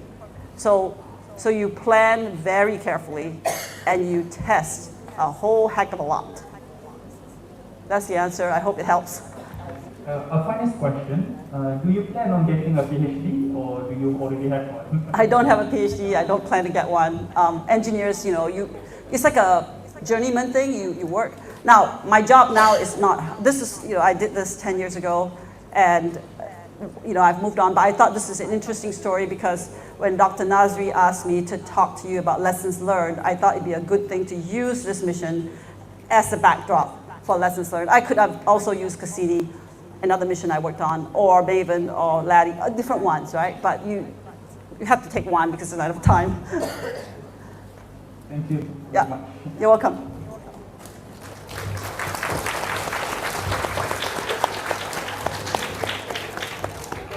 Hi, my name is Medician, and I'm 12 years old from SBCC Singapore. And I only have one question. My question is, what is the sun color in Mars? Is it like the color as the same as Earth? Can you show the sunset movie? Because I anticipated that question. Thank you for it's in the backup. It's actually blue. Sunset is blue, but you can see it. Sorry.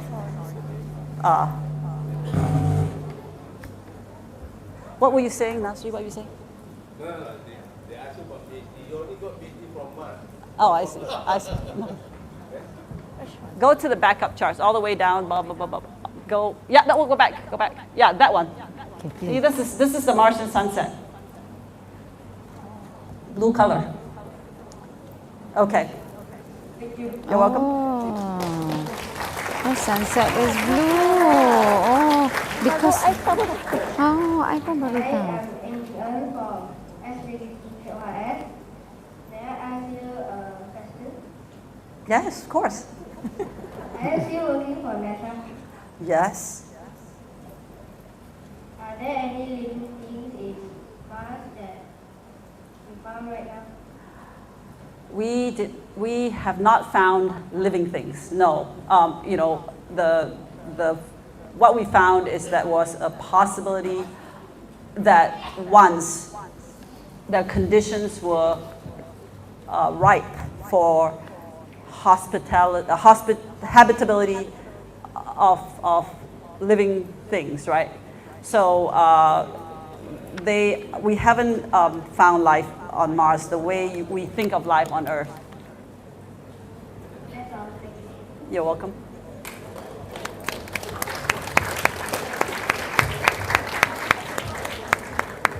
Hello, Miss Florence. Yes? First of all, I would like to ask, sure. Do you think that we will colonize Mars by 2050 as according to Elon Musk? I sure hope so. And then second one, I've read on the internet that different school of thoughts regarding Mars. Something that Mars is invaluable and that we should use Mars only to get resources. And then something that we should colonize Mars as per Elon Musk. Which school of thought are you on? I think that I'm gonna say that, in my opinion, my personal opinion, it's a lot easier to get resources closer in than Mars. Right? Even on Earth, we could recycle. We could really take the resources to a newer level of recycling, right?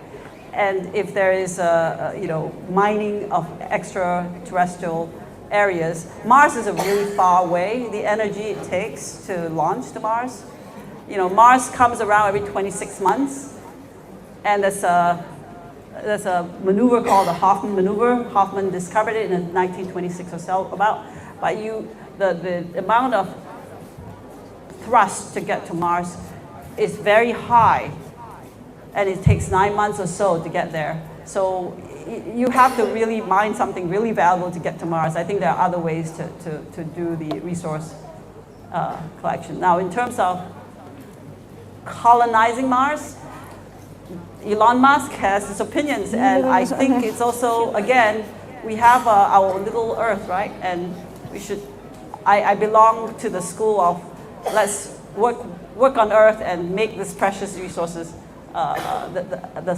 amount of effort we make to build a world that we could all live in. Now, to go to Mars, though, I think that's exciting. I think that's really cool, again, in my opinion. Colonizing Mars it takes a visionary like Elon, and that's why we want to have his big Starship rockets. So we will not be Martian, we will be Earth. Well, it could be possible if they find new technologies, right? I'm a technologist, so I always think never say never. So I'm hedging my bets either way. I think I prefer Earth. You prefer Earth? Okay. Uncharted waters. Okay, thank you. You're welcome.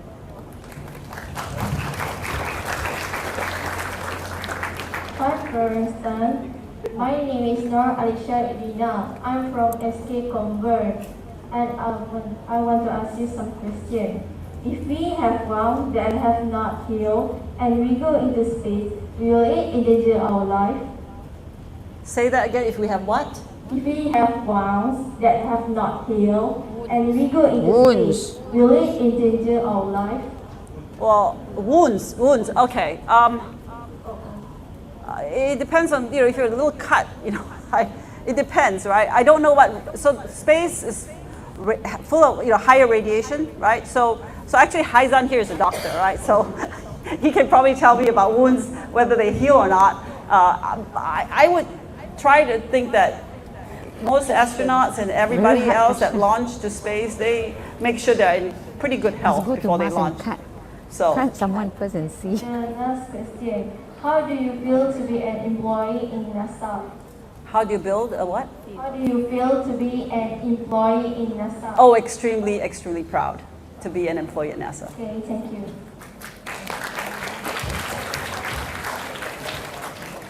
Good morning, Madam Tan.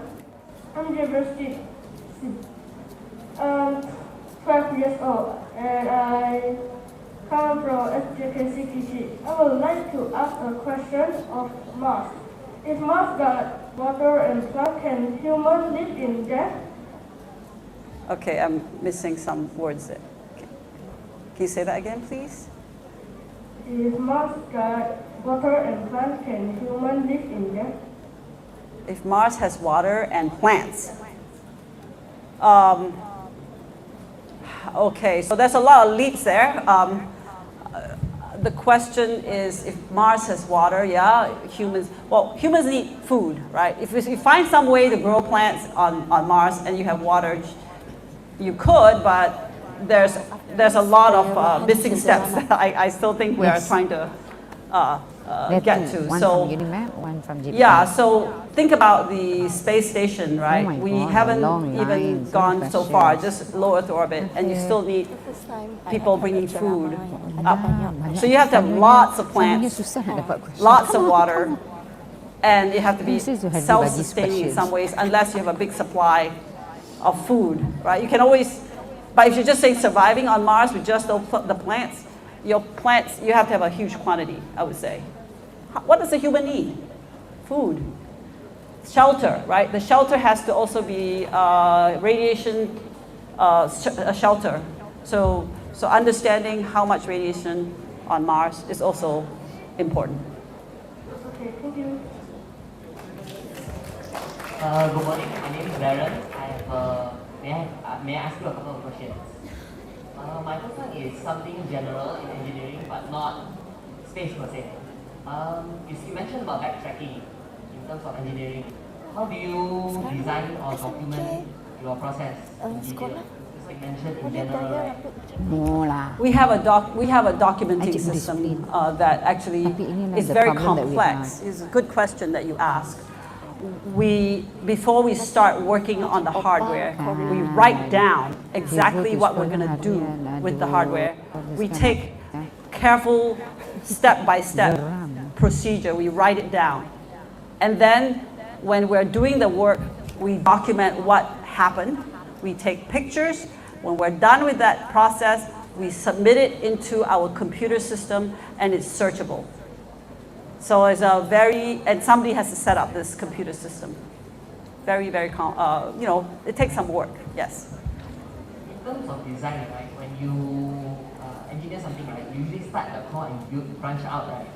How do you mentioned you have tools to reach inside, right?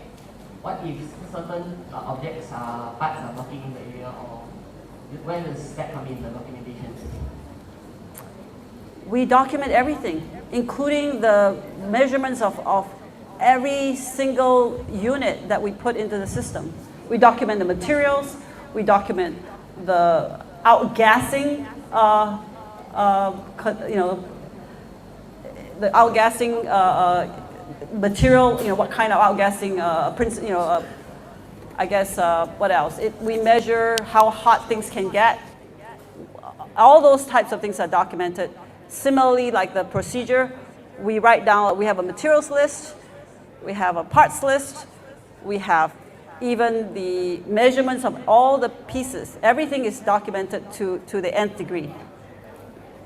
Thank you. Another question, right? After you finish Curiousity, right? So what you do next is you document what happens there, you monitor the robot, right? What are your future plans? After we finish the hardware, the scientist actually is the one who decides with the investigation. So as you're going up the mountain, you're drilling holes and you're taking soil samples and you're analyzing the data every which way. And we actually cache the samples to look at it and do comparisons. There's a lot of things that you can do, cross-checking, trending, like, oh my gosh, all these samples, they come from all these places. How are they different? Why are they different? So the science is not me, but the scientist takes care of them. How about you? What are your future plans? My future plans is to work at NASA as the Deputy Chief Technologist and look at technology for future Mars missions and future other science missions, not just Mars. That's all I have. Thank you so much. Hi, my name is Ning Tingnan. I'm 11 years old and I'm from STKC. I have 2 questions for you. Why is the Martian sunset?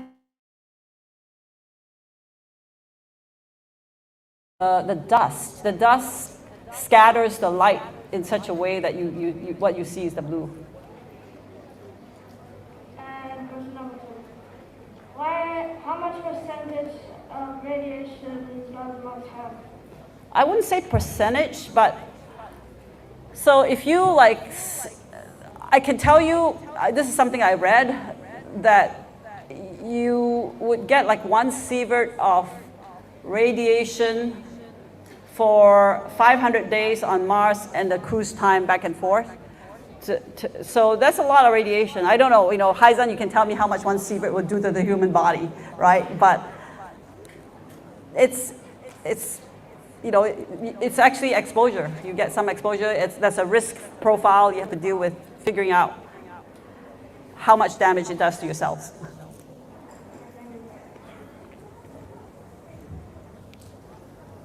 Hello, my name is Siti Faika and I'm 12 years old and I'm from SK Taman Siwang, Kuala Lumpur. And I have a question for you.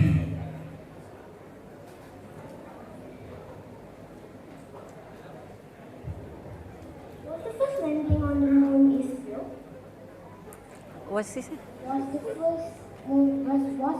landing on the moon is real? It is real.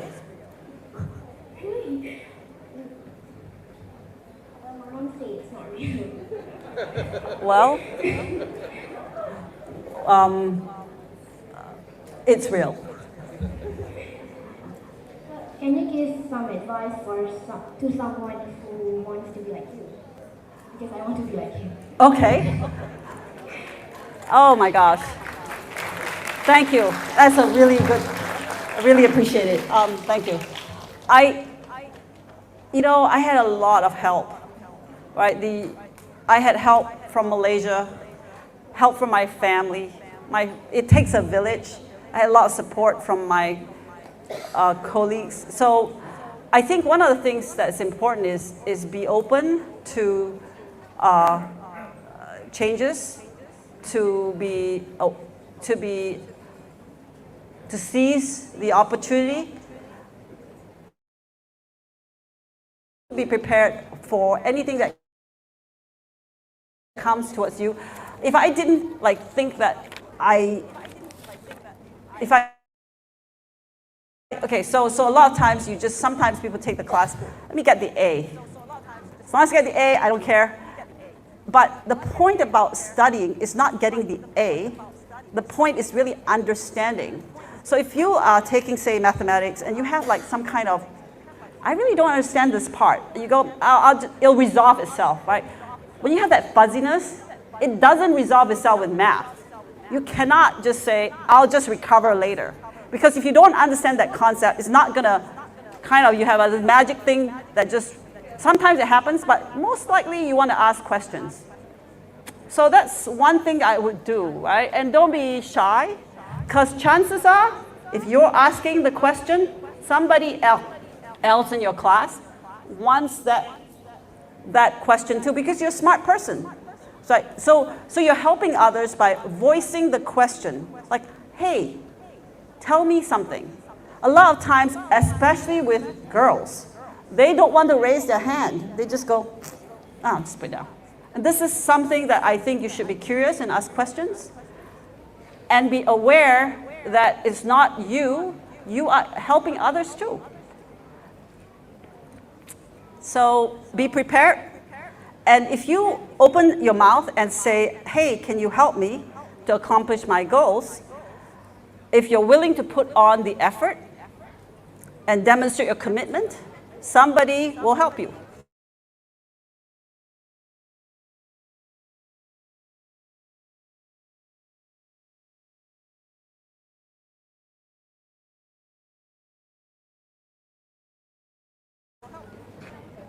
Personal commitment to excellence.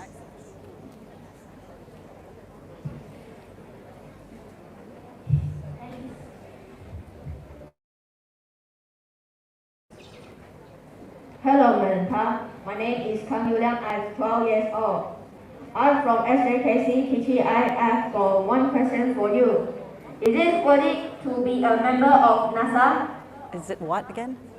Is it worth it to be a member of NASA? Oh yeah, most definitely. Okay, thank you. You're welcome. Thank you. Hi, my name is Hamitra Simon. I'm 12 years old. I'm from Sekolah Kebangsaan Convent. I have one question for you. Is there any sound in Mars?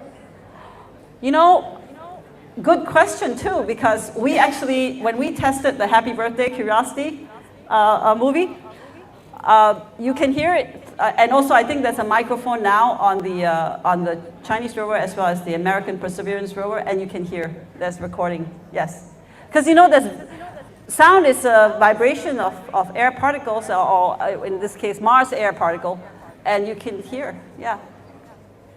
Okay, thank you. Hi, Ms. Florence. My name is Maxwell from SNKN. I just want to ask, you were saying that there's water on Mars, right?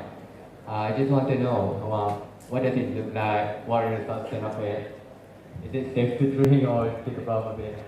So you know, they found the way you look for water. You see, first of all, the water isn't there on the surface now, right? Because they're all bound up in the rocks, and the water can be inferred through chemistry, through the mineralogy, through the actual rock themselves, the rocks themselves. So you can tell that there's water that was neutral and persistent over multiple years from all those clues.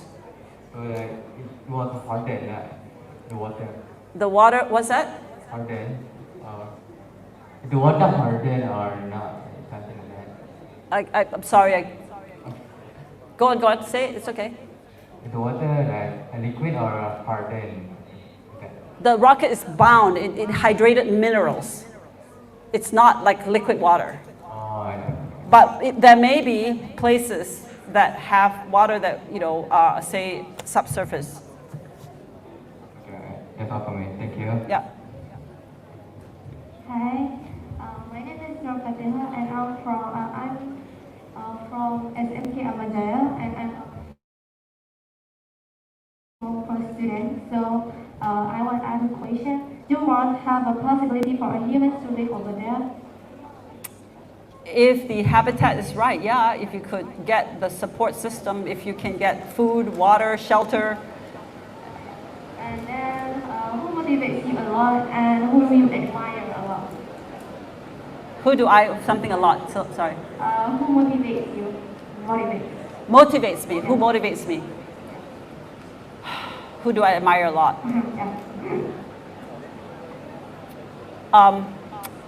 I think my parents, I really admire them, and you know, they motivate me, yeah, so.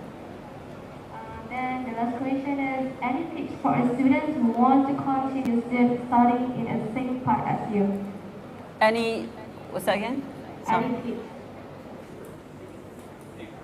Any tips? Tips.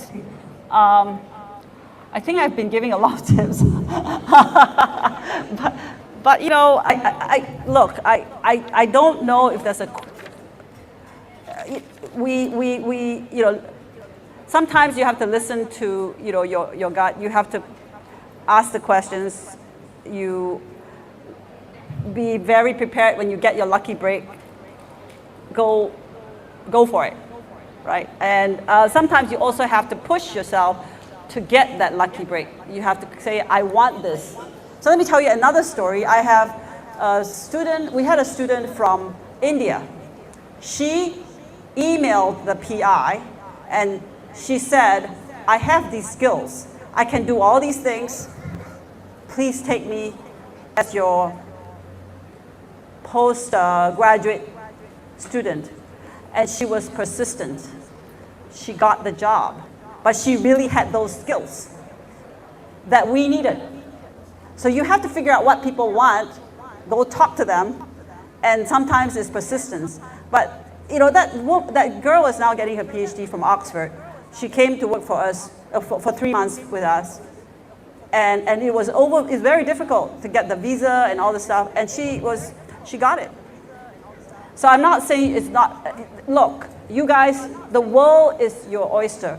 And you should think about, my goal is this, I want this, then you figure out the steps it takes to get there. Okay, that's all for now. Thank you. Hi, I'm Ting Bong Hong. I am from SJKC K0S. May I ask you a few questions? Have you been to the moon before? No. Okay, my second question is being in NASA your dream? Yeah. Okay, that's all. Thank you. Hello. Hi. My name is Iskandar from SMK Dr. Sheikh Ahmed. I have a couple of questions. My first question is, does Mars has any type of weather? Yeah. Okay. My second question is a bit dumb, but in the movie The Martian, I like that movie. Didn't judge me.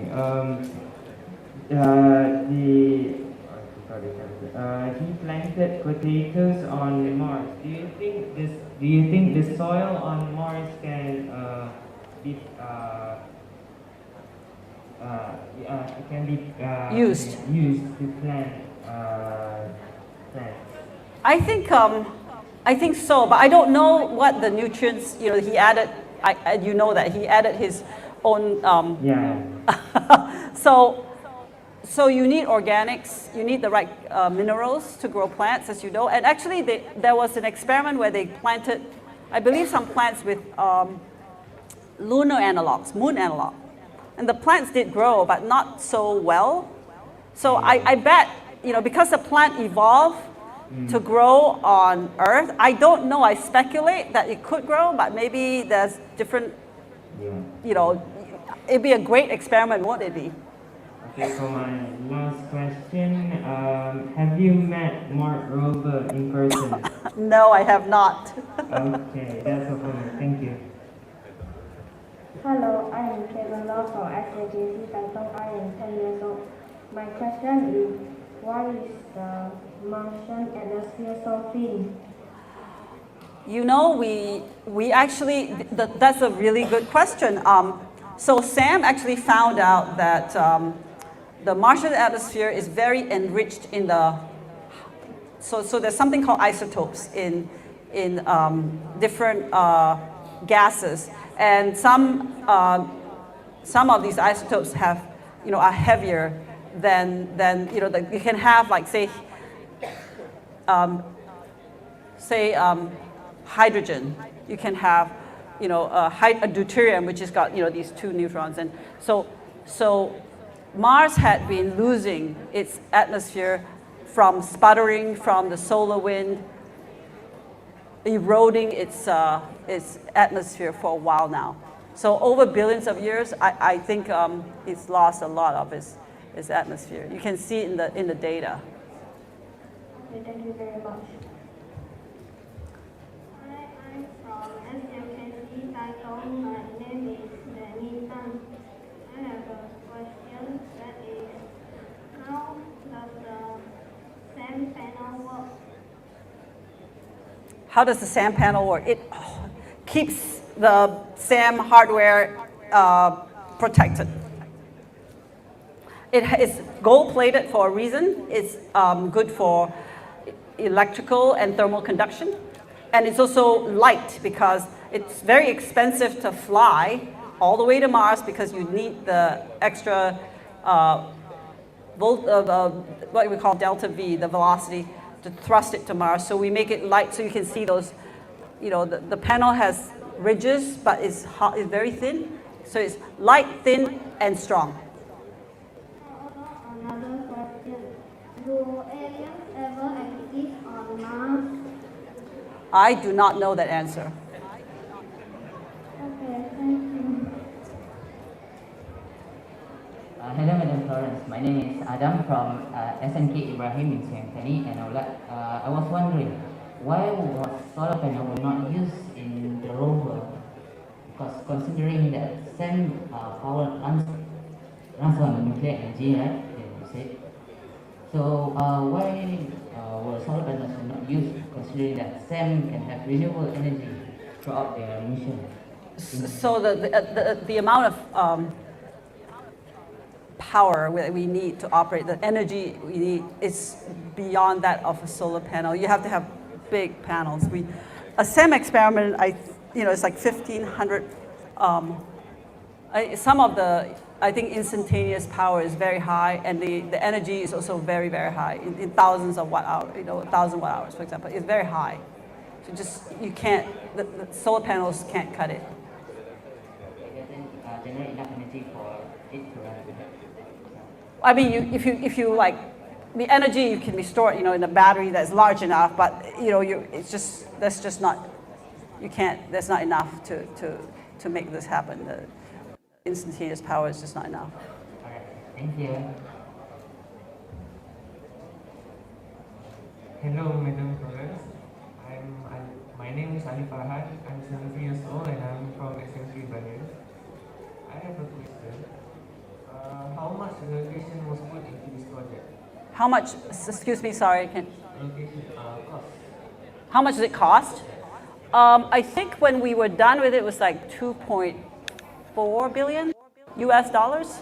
And I don't know with the operations, I don't know how much the operations cost are. 2.3, 2.4 billion, something like that. I cannot quite remember. I'm just wondering how big actually SAM is. How big what? SAM is. How big is SAM? You see that panel that I showed you? It's a box that has the top being the sides, and then the sides are, you can see the dimensions, right? From the panels. I moved 2 panels around. I guess the panels are back here? Okay. So, thank you. Thank you. Hello, my name is Wolfie from Camberwell. Yeah. My question is, do Curiousity send transmission from to here every day? Say that again, please. I'm so sorry. My hearing is bad. Do Curiousity send transmission data from Mars to Earth every day? Yes. So as I showed you, every day at around 10 a.m. Mars time, we send the transmission from the rover to an orbiter that orbits around Mars, and then it gets transmitted through the Deep Space Network to Earth. I don't know if it's every day now. When we were operating initially, it was every day as much as we could. But now we are settling down into, we are not doing Mars time anymore. We're doing, our waking up time. So sometimes the data comes in and we analyze it. So we take the time to create the next upload and plan. And so those transmissions happen sometimes, if it's say a holiday, we call it holiday run out, we don't transmit that day or something like that, because we queue up a bunch of transmissions that could keep the rover operating, and we don't transmit it. And the downlink from the rover, basically you're taking the data from the rover to the, say, there's now 3 actually, satellites. But at the time before MAVEN was launched, we only had 2, Odyssey and Mars Reconnaissance Orbiter. Those orbiter satellites transmit the data every time we go over the Curiosity rover. My next question is, Norman, your friend's son, is he still working at NASA? Yes, he is. How old he is now? You mean my friend's son? Yes. I think he's in his 30s now. He's just maybe in his 30s. Oh my gosh, so let's see, in 2000, when did I hire him? 2008, and he was like 17 in 2008. So just do the math, right? He's probably in his early 30s, yeah. Thank you. Hello. Hello. My name is Mazahar. from ST Convent. I want to ask you about 4 questions. Have you discovered any secrets on Mars? We have discovered that Mars was once habitable. It had a potential of life. We figured out I told you about the enrichment of the air, meaning we know that it was losing its atmosphere. We found argon was the second most abundant gas versus nitrogen. We found that methane existed in seasonally and at night, some very small whiffs of methane. We don't know where it comes from. It may be biotic, meaning produced by something that's alive, or maybe abiotic, meaning the process of hardware, rocks and reacting with water to make methane. So, that the water was liquid. It was not too acidic or alkaline. It had low salinity. And that's what we found on Mars so far. Yes, so the second question is, I have read some theory that Mars has 2 moons, my board. Can you name one of the moons? Mars has what again? Sorry? 2 moons. Huh? 2 moons. Oh, Mars has 2 moons. Yes. Phobos and Deimos, yes. I want to ask you, did you know why people vanish? I think so this is why I also read, I'm not a scientist or a planetologist, but I read that they may be captured or asteroids. So the last question is, do I have to be really smart to be in NASA? There's some level of ability that you need to have to go into any workplace, not just NASA. And I think that, smarts is one thing, hard work is another. So I think you need to be both smart and hardworking. But remember, I told you it takes all kinds. And one thing I didn't say is that we have people like people who are handling money, right? Resource analysts. So somebody has to pay all the bills. We have people that does scheduling. They all work at NASA. They play a part. Just like artists. We have artists that work on those pictures that I showed you with the planets. We have artists that work at NASA. It's just like any other workplace. We need every kind of person, that diversity of the group of people that make a mission possible, working towards a common goal. You're welcome. Hello, Madam Tan. I'm Mahesh from SMK Dato Vidya Satya. So my question is, besides Mars, does NASA are going to send space rovers to the 2 moons of Mars? I don't think there's a plan. I don't know of any plan to do that. All right, thank you. Good morning, Ms. Florence. My name is Kangwei from IA. And would it be dangerous for humans to live in Mars? So the danger is, in the future. So the danger is, sorry, I didn't want to interrupt you. I didn't know I thought you were finished. The danger is radiation. The danger is being able to survive the cruise, and then having a diverse food supply, water, and then of course oxygen. So if we get all this type of material, we could, and then energy to keep us warm. So those are the dangers of being on Mars. As in any other place, the moon, the space, right, ISS. So there's different danger. Also, there's also a communications issue, right? It takes, depending on where Mars is, it takes several minutes. So if something happens to you health-wise, you need to be able to recover there in situ. Yes, so there's a lot of different. I think I named a few. I probably have named something that there are probably other issues that are more subtle like the gravity and maybe also what happens in low gravity when you're getting to Mars.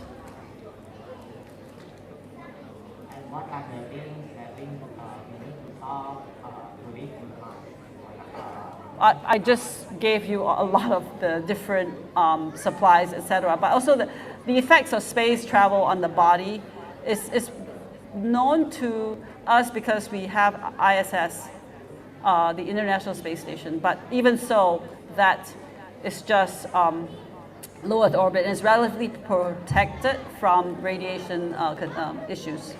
So it's very different to be in low Earth orbit. It's one thing there, and it's harder perhaps to go all the way to Mars.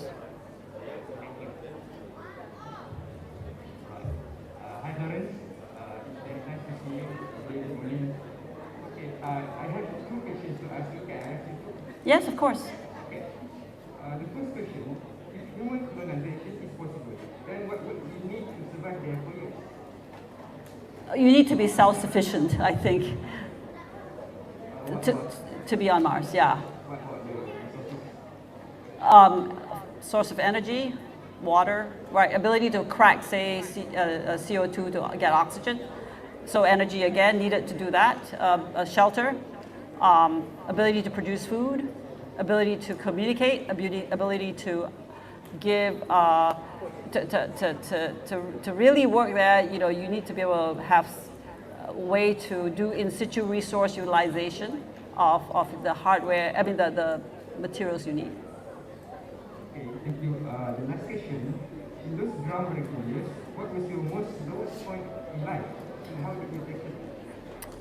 My lowest point in life, well, Sam, you know, we had a lot of issues. When things fail, right, they fail quite spectacularly. What I didn't tell you is how many times we had thermal testing on Sam. There were like 3 tests, and we kept breaking things, and we had to deal with setbacks. Our wide range pump didn't work. We had to put together a Tiger team to make it work. We had to test, live testing. There's a lot of setbacks that are technical, but there's also sometimes setbacks that are health. I had horrible back pain. I fixed it with a lot of, you know, core exercises. So it turns out don't ignore your health. Because if you're not healthy, you can't work on anything. So yeah, there's a lot of issues in life that sometimes you throw a curve at you and you should be prepared. One more question. Do you still can go on, or you want me to take a break for you first? There's a lot of kids, right? Can we tell them to cut it off like at what time? I mean,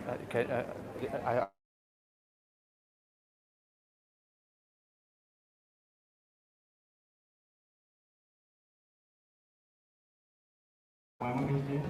yes. Is mental health is also important? Mental health. Say that again. Mental health. Metal hat? Mental health. Oh yeah, mental health is really important, of course. If you're in isolation, you may not be very happy, and some people like other people. We are very social creatures, right? So we need, mental health is very important. That's a very good point. Thank you so much. Hi, I'm Joy Nocturne from HSBC. I would like to ask you 2 questions. The first question is, are there any mountains on Mars? Are there any mountains on Mars? Yes, there are big mountains on Mars. Mount Sharp. Mount Sharp is the mountain that we were trying to climb. That's 5.5 kilometers. Okay, and what are the mountains made of? Rocks. Okay, thank you. And you know, sediment and all that, yeah. Well, Hi. I'm Naili from SMK Bandar Vijaya in Delhi. I am 60 years old.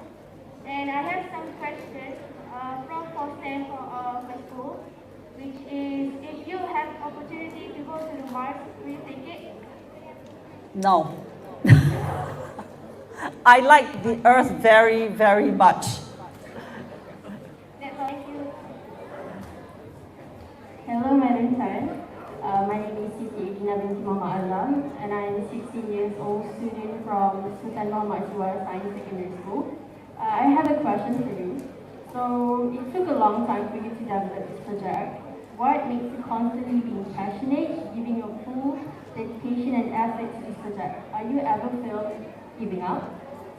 Yeah, okay, so you said, let me just repeat your question. It took a long time to do this project. Did I ever feel like I had to give up? There were lots of tears. It was hard. I tell you, a lot of the issues actually have to do with the interface between me and the team, and we had to work through some really hard problems. Sometimes people who are very different don't get along, and you have to find a way to get along because you have this common goal. So yeah, it was very difficult. And the tears sometimes are like tears of frustration, right? But you go through it, you talk about it, and you move on. So yes. Thank you. Hi, I'm Nuranisa from Sultan Muhammad Juwar Science Secondary School. So, I was curious about something from your talk earlier. There are lots of nouns and, adjective, all the stuff in this world. But how do you come up with the name of Curiosity? Oh, there was a girl actually. Her name is Clara Ma. And she was 12, I think, when she won the contest to name Curiosity. And so that's how we got the name. And we flew her to Jet Propulsion Lab when we landed. And I don't know what happened to her, but she was the person who named Curiosity. And it's very cool, right? That a 12-year-old named Curiosity. She's from Kansas, I believe. Oh, definitely. Thank you. Yeah. Hi, my name is Ko Yu Wei Hao. I'm 11 years old. My school name is SJKCE. Aliens are real or fake? Aliens? I do not know. We haven't seen any yet. I see. Okay. Hello, my name is Sitino Ariel. So as you were saying that you're having a lot of hard time while doing at NASA, so what is the most challenging part when you're at NASA? I think having children was really hard. Having children and having a career was difficult. Very, very difficult. Okay, that's all from me. Thank you. Hello, my name is Nuranisa. I'm from SK Convent. And I want to ask you just one question. Is it Mars have all things like world do? Does Mars have what? Like things, all things like world do. Can you help? Like what?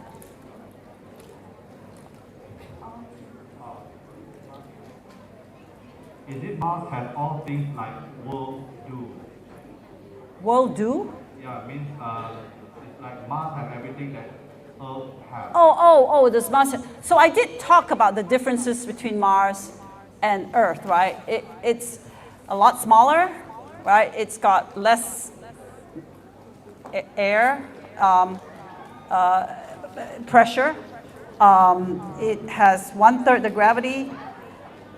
It is cold. It's got mostly CO2. So it's different from Earth, but yet we think that a long time ago, when the Earth started evolving life, Mars was once wet and warmer, could have life. I don't know, but it was a possibility of holding life. Thank you. Hi, my name is Ahmad Husna. I'm from SK Convent. What prompted you interested in working with NASA? What? Say that again, sorry. What prompted you interested in working with NASA? Actually, honestly, when I got the job, I just jumped up and down. I was so happy, and it was never a question of what prompted me. I wanted it. So, but the networking helped. That was my very first job, yes, and I never got another one.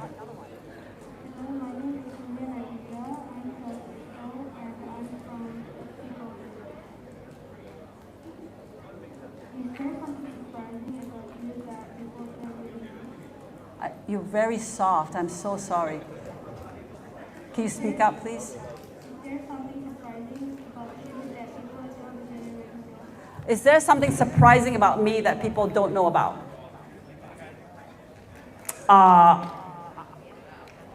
Surprising. I'm pretty normal. I like to have a lot of, I like to play games, I like to have a lot of fun. You know, I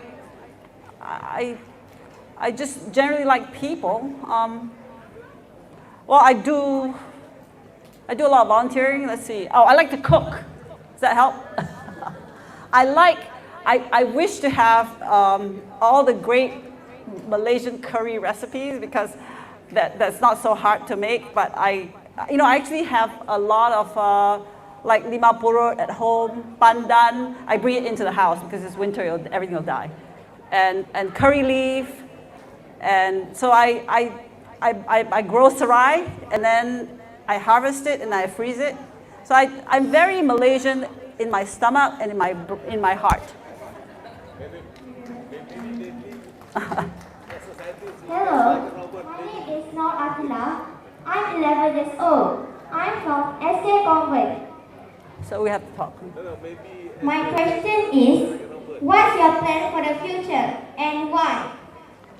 Continue working at NASA. Thank you.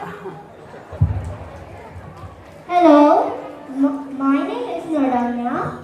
I'm 11 years old. I'm from SK Convent. I have a question for you. How many exoplanets have you guys discovered so far? I lost count, but it's in the thousands. That's a lot. Yes. Thank you. Good morning, Madam Dan. My name is Anwar. I'm 10 years old.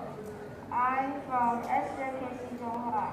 I have 2 questions to ask you. Was it hard to command Sam? Yes, it was. Actually, we had to learn how to do it. So in the beginning, when we were commanding Sam, we didn't understand certain like things that you don't think about as normal, right? Oh, I'm just going to send a command, and Sam would fail, right? Why did it fail? Oh, we did not allocate enough time for the command to finish, and you send the next command, and we didn't anticipate that. So there's a lot of details like that. We didn't understand the thermal environment of Sam, and turns out Mars gravity and Mars CO2 had something to do with it. So our temperature heaters got too hot or got not hot enough, and again, our software checked it, and we stopped working during the middle of an experiment. So there were lots of things that we had to do to learn how to command Sam. My last question was, why did they name the red planet Mars? Because it looks red, because of the rocks that got iron. Yeah, they call it rust. Thank you. Hello, it's nice meeting you. Hello. I want to have a question for you. How many days did it take to build Sam? How many what?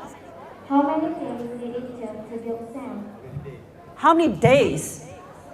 Oh, we started in late 2005. We finished really literally in 2010. So 5 years. And actually we were actually going to launch in 2009, and NASA had blessedly discovered that they needed more time. We needed more time too. It was some other subsystem that needed more time, but it turned out Sam also needed more time. So we used time very well, but it took that long. So it's like 2006 really we started to 2010, so about 4 or 5 years. All right, thank you. Hi, Listan. My name is Namesh. I'm from SMT Amadaya. Is there any other rover you have worked on, and are you planning for any new mission? Is there any what again? Any other rover you have worked on? I actually worked on another instrument on a rover called the ExoMars rover that is the European Space Agency rover. They named it Rosalind Franklin, but unfortunately it was supposed to launch this year, but there was a war in Ukraine, and the launch stopped. So I worked on that mission is called MoMA, And I worked on that. I was the electoral lead of that instrument as well. Thank you, madam. Hi, my name is Medician and I'm from SMT Rover. I just want to ask you a question which might not relate to your NASA's experience. So, as you say, you are married and have 2 kids. The question is, how do you inspire your kids to be like you in the future? I beat them every day. No, that was kidding. No, I don't beat them every day. I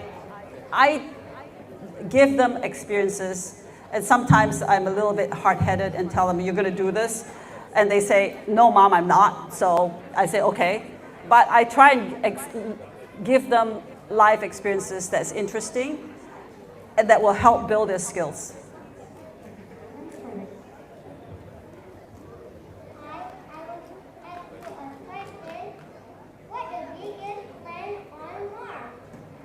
Biggest? What the biggest planet on Earth? On Mars. Biggest, can you, somebody help me? Plant?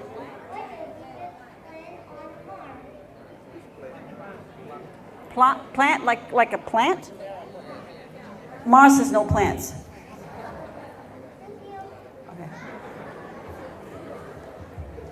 Hello, my name is Francis Kandara from SMT Manapigata. My question is, besides Mars, is there another planet that NASA discovered? We didn't discover, we were exploring Mars, right?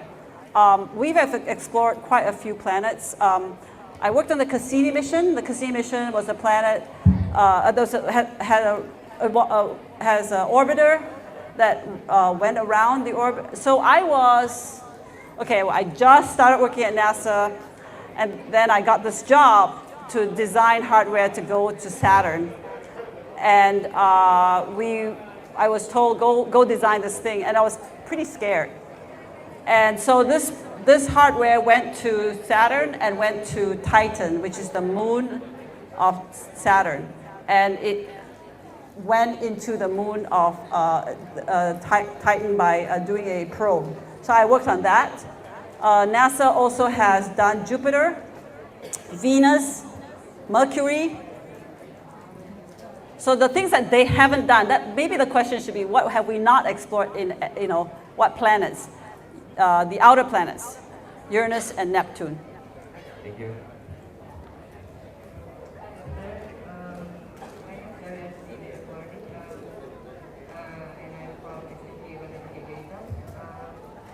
I have one question for you.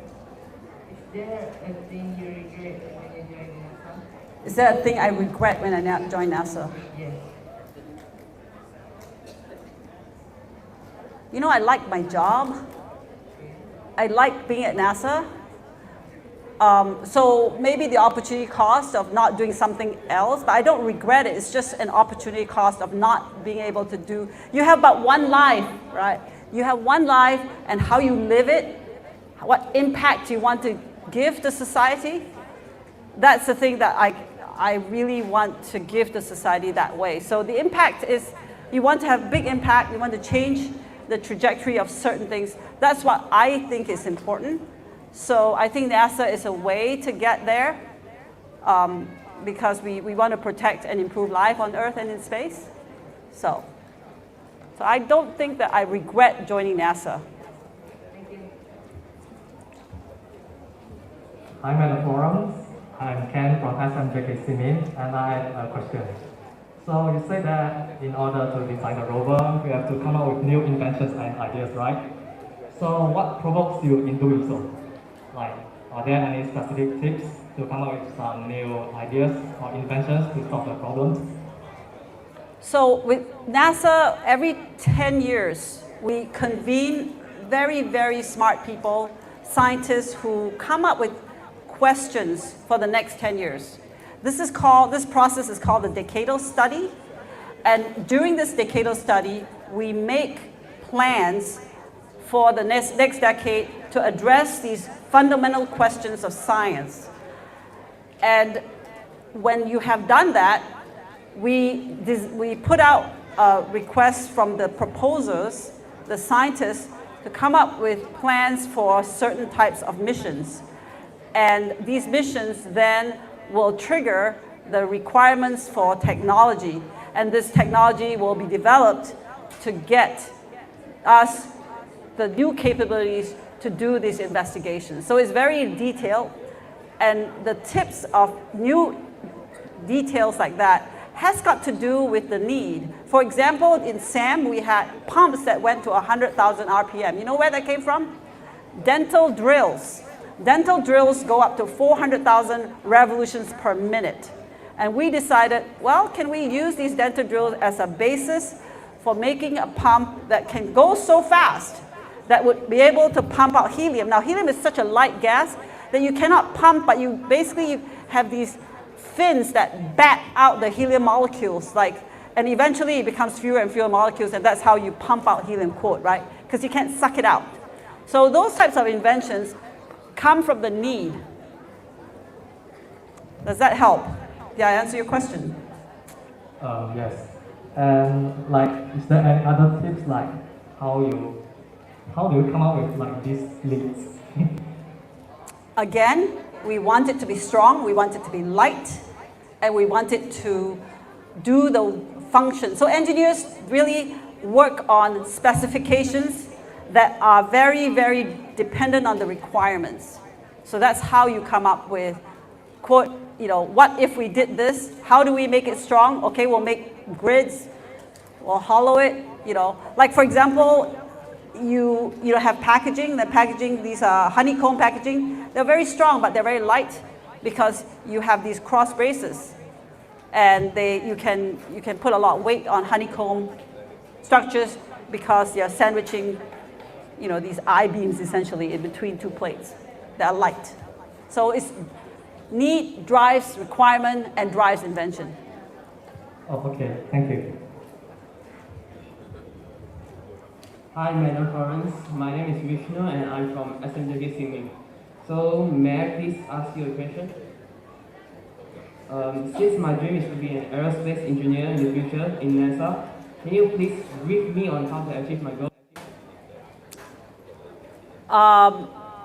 Again, if you're strong at, say, mathematics and science, an ability to expand on something that you're not so strong at, you should work at it, right? And aerospace engineering requires a lot of mathematics, but be aware that you also need communication skills. You need to be able to talk your ideas to others, and you need to be able to get along with others. It turns out in a team, you can be the smartest person in the whole team, but if you behave like you're a prima donna or something, nobody wants to work with you, and suddenly you don't get to work as, any job. It's not just aerospace engineering.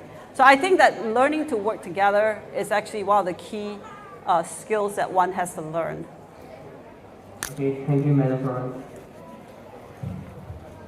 Hello, Mr. My name is Yusita Isa. I'm from SMT Badabu. My question is, do Mars have volcano? Volcano? Say that again? Do Sorry. Mars have volcano? Do Mars have volcanoes? They have extinct ones. I don't know if they have live ones. I haven't seen it in my lifetime, but I don't know that they have any live ones yet at all. Hi, I'm Mohammed and I'm 12 years old. I'm from UC. I'm from SCCCC. What should we prepare the aspect of mental and physical so that I can be like you? I'm so grateful that you said that. Thank you. I think that I'm very lucky to have the support of a lot of my family and friends and the Malaysian government and my colleagues. So, but hard work, I would say, and be able to be open to ideas, right? Don't assume. Sometimes you say stuff and you're like, the assumption is something that I learned even with working with the French team. Inevitably you will think certain things and it's not true. For example, we were sending communication signals to the French team, and there's something called transmit and receive. in our electronics. And you know what happened when we came together to test the first time? They transmitted on our transmit line, and they received on our receive line. So everybody was talking this way, right? When you say transmit, you have to say, I'm transmitting to you on this line, and you're transmitting on this to me on your line. But if you don't define things, things get mixed up. So you have to be aware, don't assume. Hello, Ms. Florence.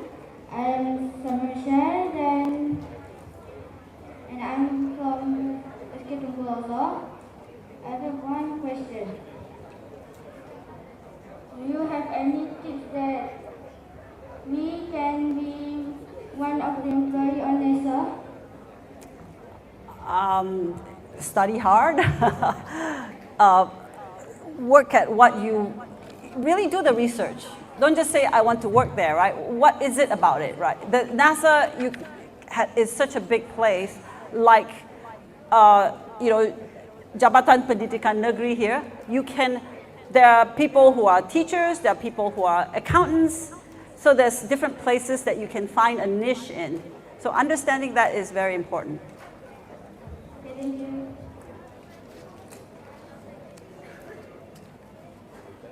Hello, Miss Florence. May I ask you one question? Sure. When you joined NASA, do you want to go out to space? You know, I was more interested in the investigation and the doing of the hardware, etc. as an engineer. I did not want to go to space. There was a part of me that said it'd be cool to go to space just for obvious reasons, because it's cool. But I think that my initial the initial idea was to just work at NASA to do these robotic experiments. Thank you. Hi, Miss Florence. I'm Farha from SMPDH in Libra. I'm 16 years old. Before you launch Curiousity to Mars, how do you predict the temperature there? And how do you descend and endure the temperature? What if it exceeds the temperature that you predicted? So we test really well. Right. We also, okay, so Curiosity has this place that you remember we bolted it to the top part of Curiosity that we call this the ramp, right? So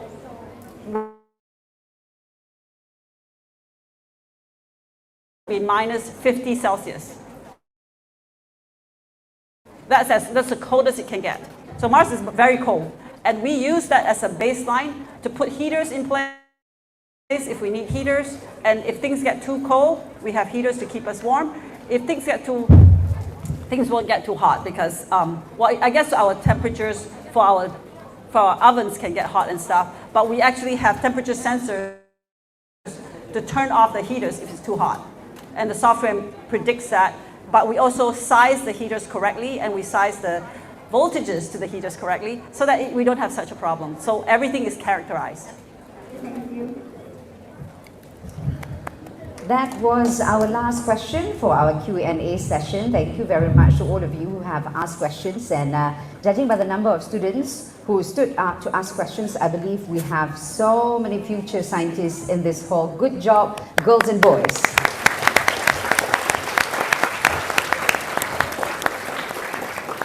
Dan anda sangat bertuah kerana Madam Florence membawa stiker NASA untuk diberikan kepada yang bertanya soalan dan juga kepada yang hadir pada hari ini.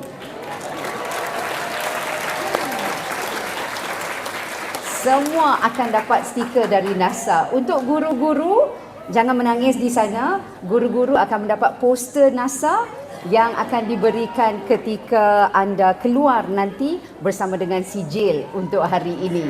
Tepukan gemuruh untuk Madam Florence Tan. Our deepest gratitude goes out to Florence Tan for enlightening us with her talk on challenges on building, launching and operating the Curiosity SAM instrument on Mars. Again, ladies and gentlemen, a big round of applause.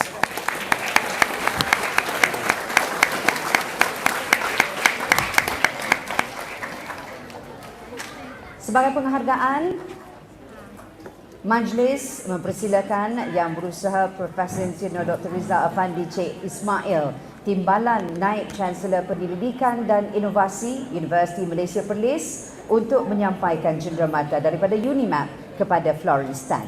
Dipersilakan. Sebelum itu, kita akan sampaikan stiker kepada para pelajar. Kita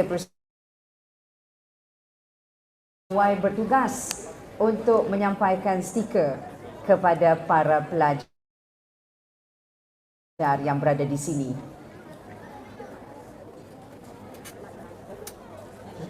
You're back? Thank you so much. You're welcome. Thank you. Yeah, yes.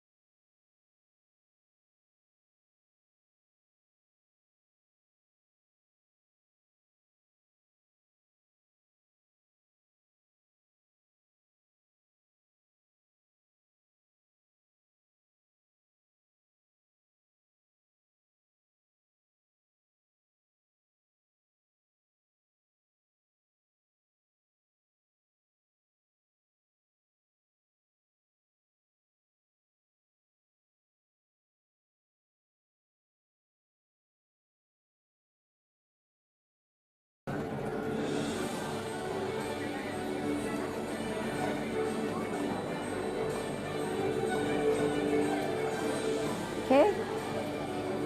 Okeylah.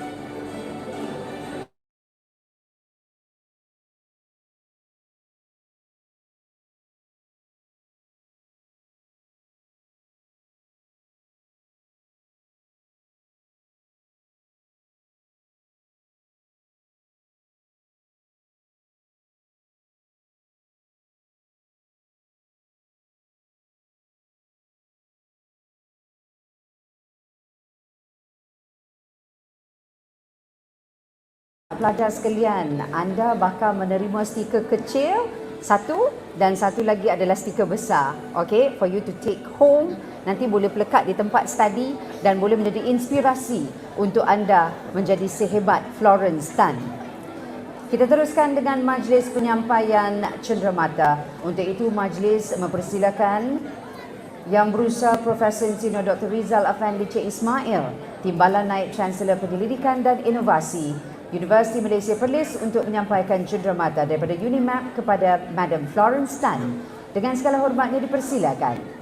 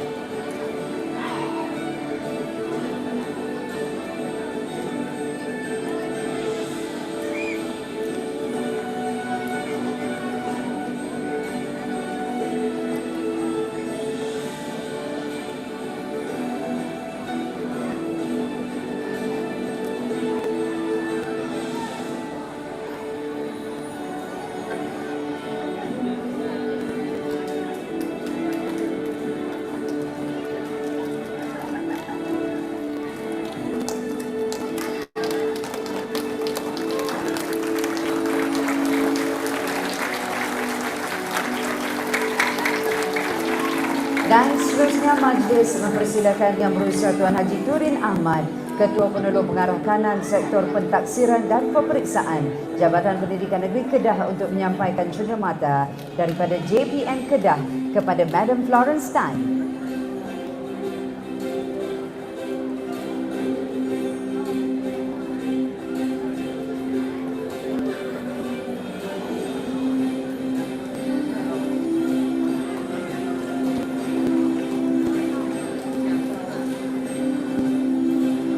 Majlis merakamkan ucapan terima kasih kepada Yang Berusaha Profesor Insinyur Dr. Rizal Afendi C. Ismail dan Yang Berusaha Tuan Haji Turin Ahmad, dan terima kasih sekali lagi kepada Madam Florence Tan. Ladies and gentlemen, with that we have come to the end of today's event. Florence Tan is so amazing. Her success is highly remarkable, and we are the lucky ones to meet her in person today on Earth, not on Mars yet. Her success is now helping young Malaysians, including those in this hall, to aspire for bigger and better future. Now we have more Florence Tans among us. Now Malaysia is standing in the eyes of the world. With that, thank you. Wabillahi taufiq wa hidayah. Wassalamualaikum warahmatullahi wabarakatuh.